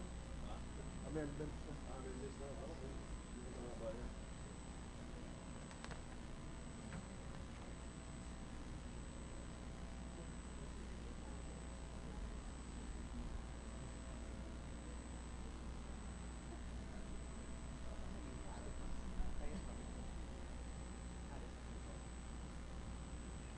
Alam mo ba, parang tama pa.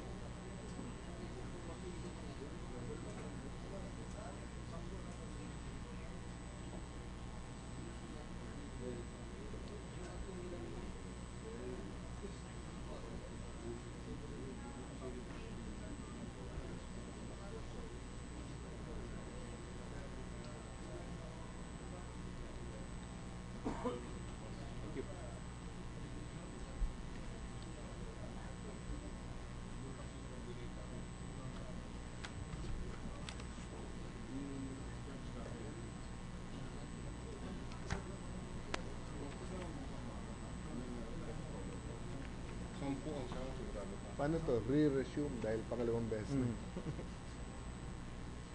Ready to resume again. We're done.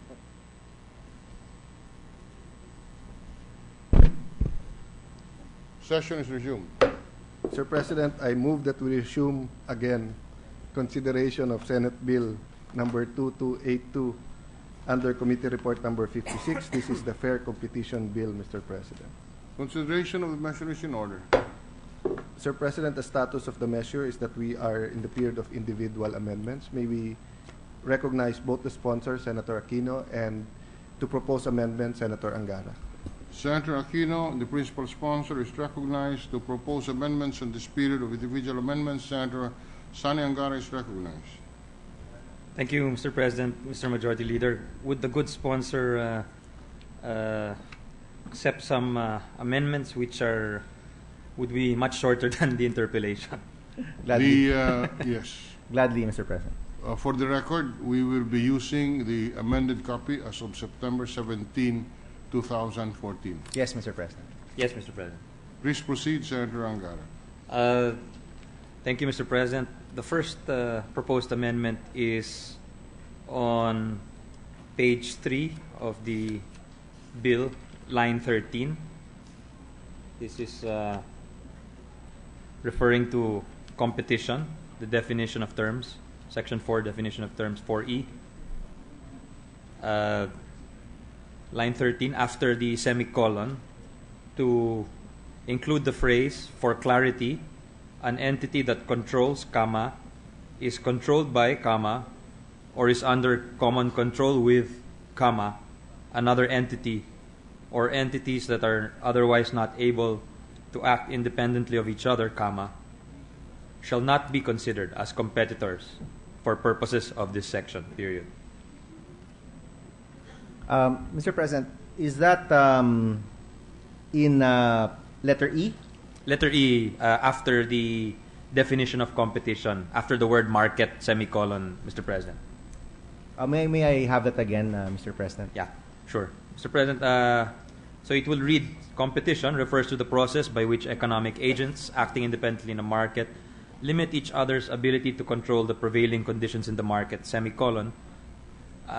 Remove the semicolon, make it a period, and then add a second sentence which will read, for clarity, comma, an entity that controls, comma, is controlled by, comma, or is under common control with, comma, another entity or entities that are otherwise not able to act independently of each other shall not be considered as competitors for purposes of this section, period.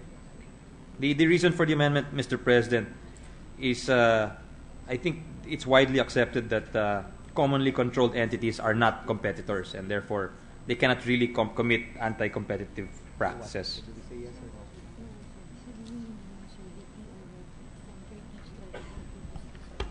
Mr. President, may I ask for a 1-minute suspension? Suspended for 1 minute.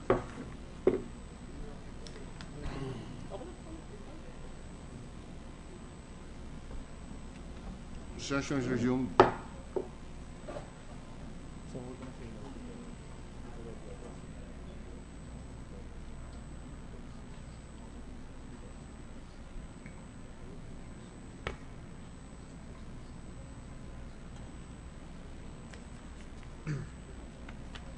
Mr. President, I'm sorry to reject the amendment because current jurisprudence, which has this type of language currently in the U.S., a number of issues have been raised now with that type of language, and currently what is accepted is that if it is a wholly owned subsidiary of the parent company, then it's not considered as competitors. But with a definition that is quite broad as what you had mentioned, it might actually cast out too wide a net, no, for the application of the law. Well, we'll move on to the next. All right. The amendment not having been accepted is being withdrawn by the sponsor of the amendment, by the proponent of the amendment. Is that a correct understanding of the chair? Well, what's the usual practice, Mr. President? It's put to a... Well, if you insist, then You can put it to a vote. If you put it to a vote, we'll we not adjourn. insist, Mr. President, because we won't insist, Mr. President, because we want to push through with the bill and the remaining amendments as well. All right. So is the amendment being withdrawn? So withdrawn, Mr. President. All right. Amendment is withdrawn.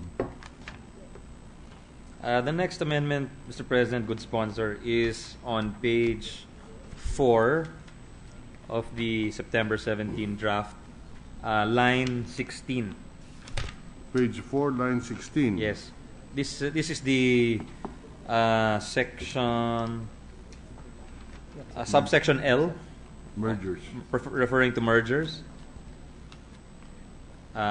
Towards the end of the definition, Mr. President, there is a subsection or 4, which refers to other transaction whereby one or more undertakings acquire control over one or more undertakings, such as interlocking directorates. My proposal, Mr. President, is to remove the phrase such as interlocking directorates. And the explanation for that is the mere existence of interlocking directors does not necessarily mean that there is common control. There are many directors, for example, who serve as independent directors and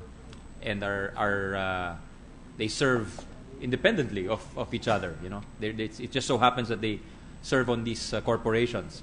For example, 1 or 2 common directors in a 7-man board does not necessarily mean that these companies are under common control of each other. Yes, are you finished, Mr. President? I'm done. Thank you. Yes. Mr. President, we accept the amendment to delete the words such as interlocking directorates, but we'd like to put on record that this is because, as currently construed in the law, this is merely an illustration of possibilities for control. No? And for that reason, we agree to delete the term or the phrase. Yes, it's only by way of an example. So deleting this will not change the intention of the law. Yes, Mr. President. All right. Accepted. The amendments have been accepted. Any objection hearing none approved. Thank you, good sponsor, Mr. President. The next amendment is on page 6, at the top of page 6, line 2. This section refers to the composition of the Fair Competition Commission, and we would just like to add a sentence at the end to read as follows: the chairman and the commissioners, who shall have the rank of cabinet secretary and undersecretary respectively, shall be appointed by the President. Accepted, Mr. President. Approved. Thank you, Mr. President. Good sponsor. The next amendment is on section 5 of page 7. Line 5, rather. Line 5 of page 7. This is the provision on compensation and other emoluments for the commission members. We'd just like to add the phrase in the last sentence after the phrase President of the Philippines, based on an objective classification system at a sum comparable to the members of the Monetary Board and personnel of the Bangko Sentral ng Pilipinas, and commensurate to the importance and responsibilities attached to the position. We accept, Mr. President. Thank you, Mr. President. Good sponsor. And the next amendment is on page 8 of the draft bill, September 17 draft, line... I'm sorry, page? Page 8, Mr. President. Section 8D. Line? This is line 1, very first line of the page. Upon finding that an entity has engaged in anti-competitive act or behavior, I propose, Mr. President, to put in the phrase, after due notice and hearing. We accept, Mr. President. Thank you, Mr. Any President. objection hearing none approved. Thank you, Mr. President. Good sponsor. Next is on page 12, Mr. President.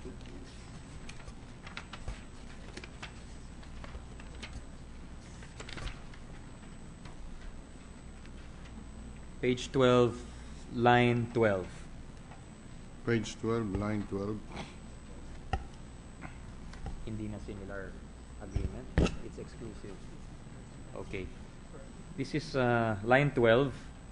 The phrase, the proviso reads, provided that nothing contained herein shall prohibit or render unlawful permissible franchising, licensing, remove or, that's my proposal, Mr. President, exclusive distributorship agreements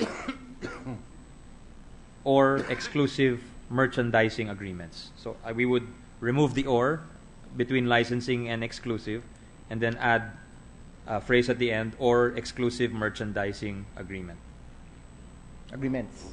Agreements, yes. We accept, Mr. President. Any objection? Hearing none, approved. Mr. President, of course, we'll continue with the semicolon and the end. Yes, please. Yes, we need that to connect to the E. Thank you, Mr. President. Thank you. Good sponsor, Mr. President. The next one is also on the same page, line 16.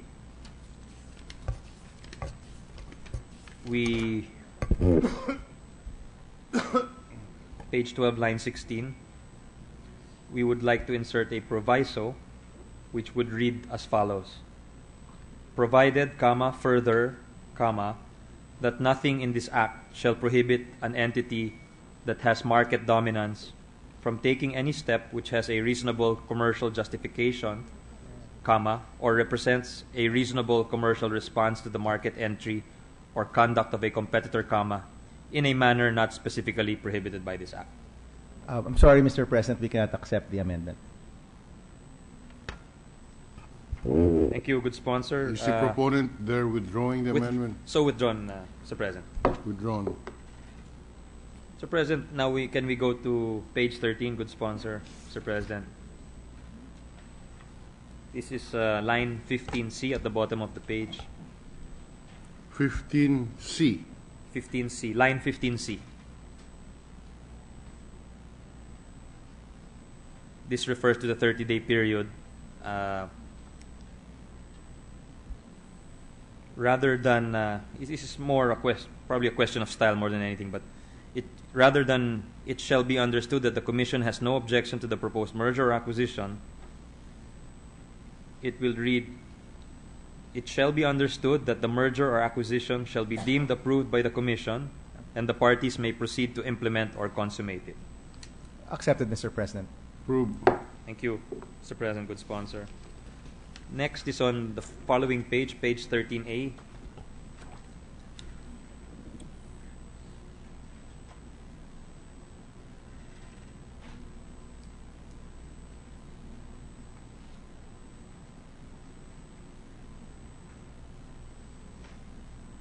To insert a proviso after the phrase in line 19, to insert a proviso that would read after the words a favorable recommendation by the appropriate government agency under Section 79 of the Corporation Code of the Philippines. My proposal is that we add a semicolon, provided, however, that the favorable recommendation by such governmental agency that shall give rise to a disputable presumption that the proposed merger or acquisition shall not be violative of this act. Accepted, Mr. President. Accepted. Thank you, Mr. President, good sponsor. Now we go to page 14. The next page. This is line 12 on section 5, prohibited merger and acquisition. At the end of the existing provision in line 12, to insert a proviso. So instead of a period, it will read, Mr. President, semicolon, provided, however, that an entity shall not be prohibited from continuing to own and hold the stock or other share capital or assets of another corporation which it acquired prior to the approval of this act, or from acquiring or maintaining its market share in a relevant market through such means, period. That is the proposed amendment, Mr. President.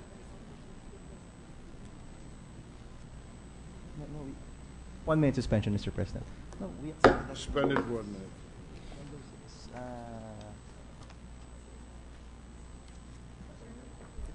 It's number 6. It's exactly the one. Let me ask it.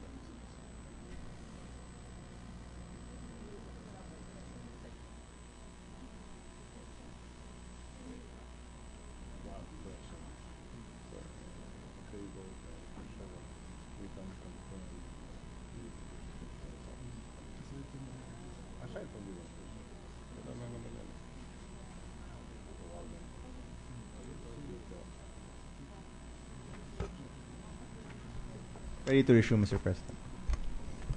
Session is resumed. Mr. President, I withdraw the amendment because the sponsors called my attention to the fact that there's a similar, if not identical, phrase in a different section, Mr. President. All right. The amendment is withdrawn. Thank you, Mr. President, good sponsor. Now we go to page 18. 1-8. Page 18, this is the section on fines and penalties. Section 1, line 3D. 13D rather, sorry. 13D, Mr. President.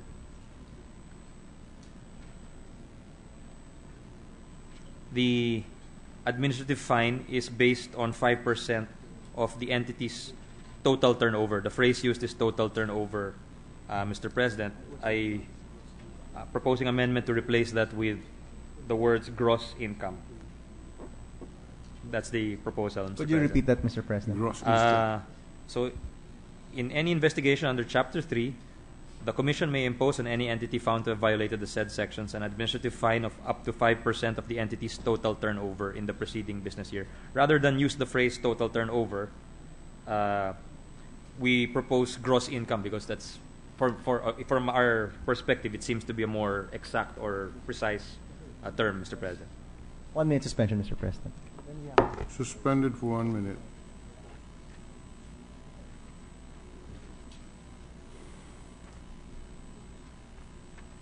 I don't understand section 2. Can you look at section 2? The next amendment. It's already... Ano bang ginagamit? Turnover? Where's that? Same, it's the same amendment. Same amendment. Where's the... Hold on. Where's the explanation? Wala lang.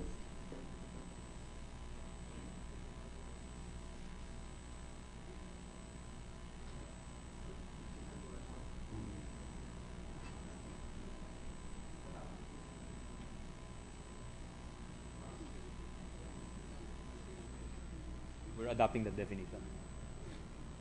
American ready to resume, Mr. President. Session is resumed. Yes, Mr. President, when we suspended the good sponsor, the gentleman from Aurora actually had a suggestion to use gross income because he mentioned that that might be more understandable. But we'll have to, we won't accept his amendment because the term total turnover is a widely used term already in terms of competition law, jurisprudence, and competition law regimes, no, in other countries, Mr. President. So we were not accepting his amendment. Is total turnover the same as gross sales, for example? Just one. Mr. President, gross sales is just one part of total turnover because there are some cases where an entity might be earning, but this does not include their sales, no. So these are incidental revenues or other aspects of their business, Mr. President, that it's not technically sales, but they are earning from for that particular year. For example, interest income. Is that part of? Is that considered as turnover? Yes, Mr. President. But that's not sales, so Sorry? that wouldn't be considered as gross income, but it would be part of the term total turnover. Well, I'm just not familiar with a technical definition of turnover. This must be an accounting definition, because audited financial statements would usually refer to gross sales, and I am not aware, and maybe I am not exposed that much with the phrase total turnover as a phrase that is used in common accounting practices.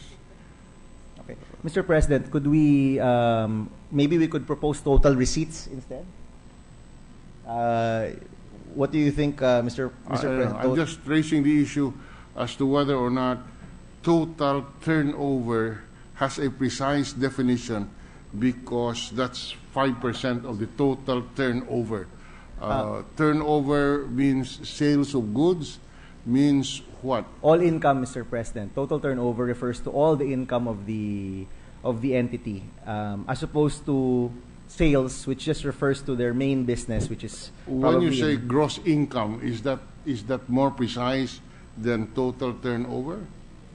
Mr. President, usually when we talk about income, it's from regular transactions. But if the intention is to encompass all of the earnings of the company, then we could seek to just define what total turnover is in the implementing rules and regulations, or even come up with another definition. All right. In any case, the sponsor is not prepared to accept the amendment of the gentleman from Aurora. Is the gentleman from Aurora insisting on the amendment, or is he withdrawing? I'm not insisting, Mr. President. All right. I just want to state for the record that yung alam po nating turnover sa basketball, yung turnover. But anyway, seriously, Mr. President, maybe the good sponsor can just state for the record, because I was told that there is a jurisprudential definition of total turnover. Maybe he can state it for the record. Right. Okay. We'll state this, Mr. President, tomorrow, no? If the good sponsor would allow. That's fine with me, Mr. President. In fact, Mr. President, we can go a further step and introduce a definition of total turnover tomorrow in the law. All right. So the proposed amendment is withdrawn. There will be a suggested definition of total turnover tomorrow. Yes, Mr. President. All right. That would be most helpful, Mr. President, because the phrase is repeated in the succeeding section. Yeah, all right. So, very good. Then, thank you, good sponsor, Mr. President. Could we go to page 25? This is now on the procedural aspect of the bill, Mr. President. 25, all right. Yeah. This is the provision on suspension of administrative proceedings. The proposed amendments refer to lines 18 to 24, or that section, to read as follows. Any pending administrative proceedings or those filed thereafter, comma, against any person, comma, corporation or any other juridical entity or its officers and employees shall be suspended during the pendency of preliminary inquiry, comma, request for binding ruling, comma, show cause, comma, cease and desist, or consent judgment proceedings, period. That's the fundamental reason, Mr. President, is to encourage non-adversarial proceedings.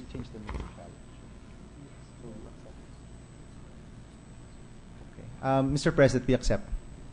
Thank Any you. objection? Hearing none, approved. Thank you, Mr. President, good sponsor. Next amendment is on page 30 of the measure.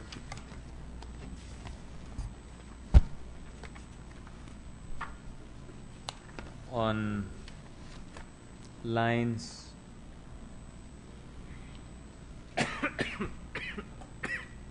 lines 27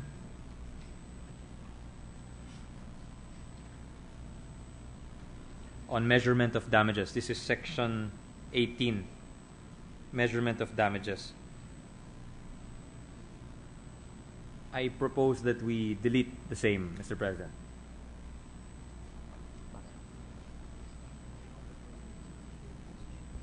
Mr. President, we'll accept the amendment, but we'll be including this in the IRR instead.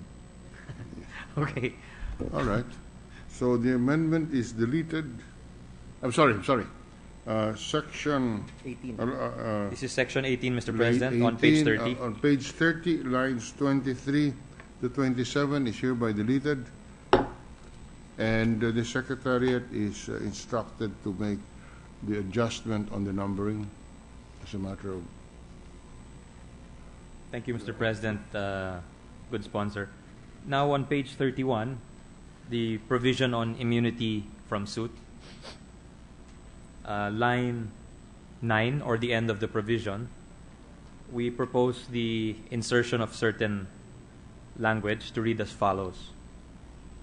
After the second paragraph, which ends in the words gross negligence. So after that, it would read, the costs and expenses incurred in defending the action, suit or proceeding may be advanced by the Commission upon receipt of an undertaking by or on behalf of the Commissioner or the staff concerned to repay the amount advanced, should it ultimately be determined by the Commission that he is not entitled to be indemnified as provided in this section, period. Second, next sentence, the commissioners or staff who resigns, retires, transfers to another agency, or be separated from the service, shall continue to be provided with such legal protection in connection with any act done or omitted to be done by them during their tenure or employment with the Commission, period. Next sentence, the legal protection shall not apply to any civil, criminal, administrative or any action or proceeding that may be initiated by the Commission, in whatever capacity, against the Commissioner or staff for acts done or omitted to be done in bad faith or with gross negligence in the performance of their duties or exercise of their powers. That is the proposed amendment, Mr. President. Let me just state briefly that it is language taken from the charter of the PDIC in order to protect the personnel of the Commission. We accept, Mr. President. Any objection or none, please? Thank you, Mr. President. Good sponsor. Now to page 32, the next page, line 24. This is the section on trade associations.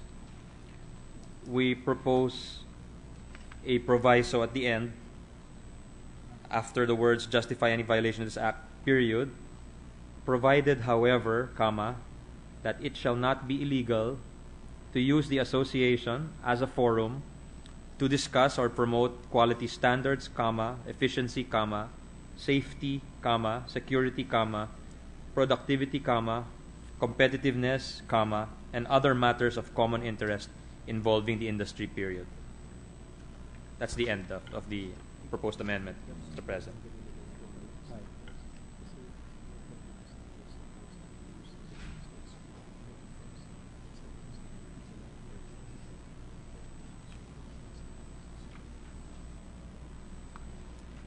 It's just really to clarify, Mr. President, good sponsor, what a trade association can do during its meetings, so as not to give rise to any frivolous or needless litigation, Mr. President.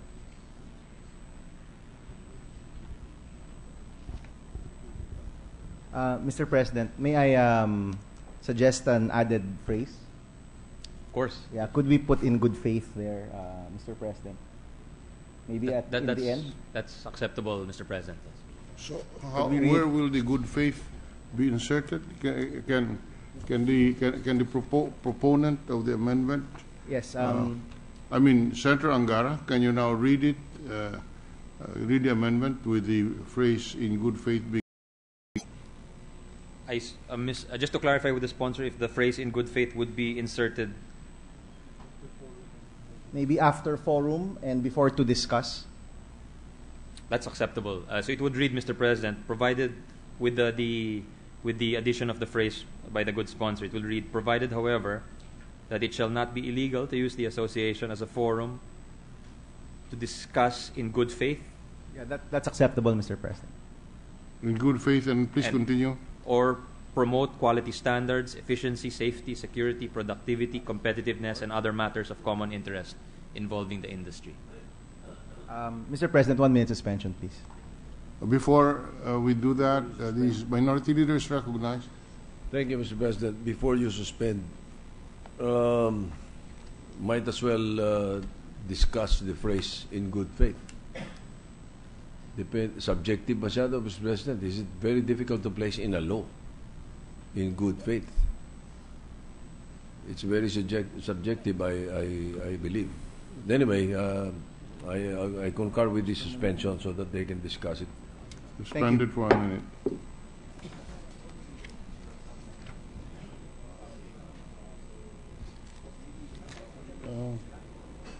Rambo, sabihin mo lang ano nangyayari doon. Sabihin mo sa presentation kaya total nandun na si Paya o si Jed, umpisa na nila ang puso nila tayo.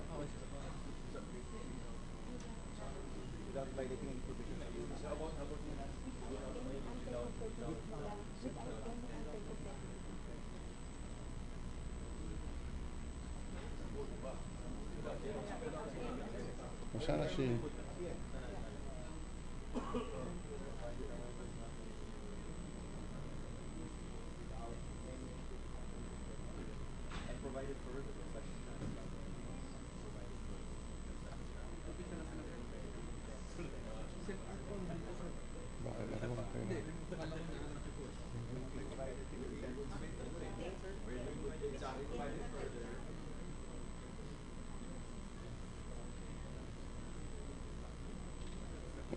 Art.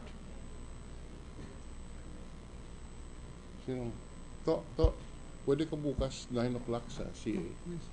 Wednesday sa CA. 9 This time. CA. Committee. Confirmation ng session. Committee hearing. And then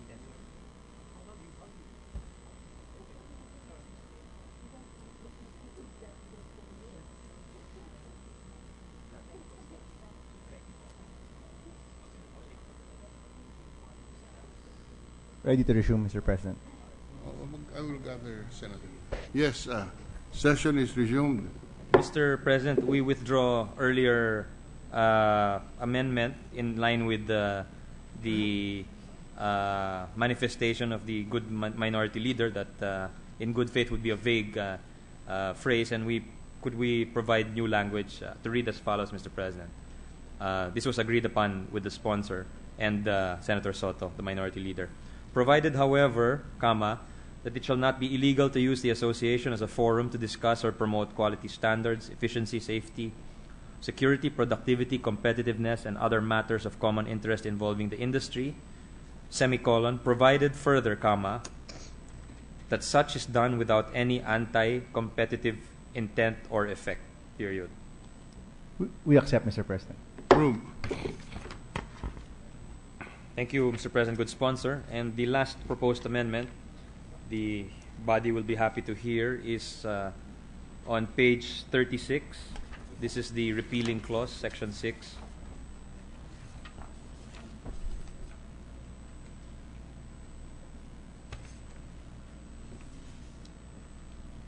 Page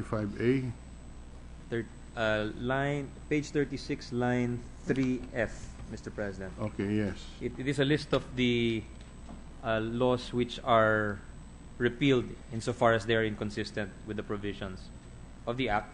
We would just want to add Commonwealth Act number 138 to the end and explain briefly.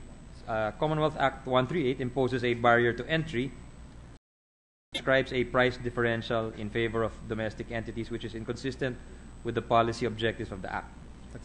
A similar price differential was struck down by the Supreme Court in Tatad versus Secretary of Energy, where the court declared as unconstitutional Section 5B of Republic Act number 8180, or the Downstream Oil Industry Deregulation Act of 1996, held to be violative of Section 19 of Article 12 of the Constitution for imposing barriers to entry. The court held that the provision on tariff differential inhibits fair competition, encourages monopolistic power, and interferes with the free interaction of market forces. That's the proposed amendment, Mr. President. Yes, we accept, Mr. President. Any objection? Hearing none, approved. Mr. President, I have no more proposed amendments. I'd like to thank the body and the good sponsor for their forbearance on this. Thank you. I'd like to thank the good gentleman from Aurora as well, Mr. President. Thank you very much. All right.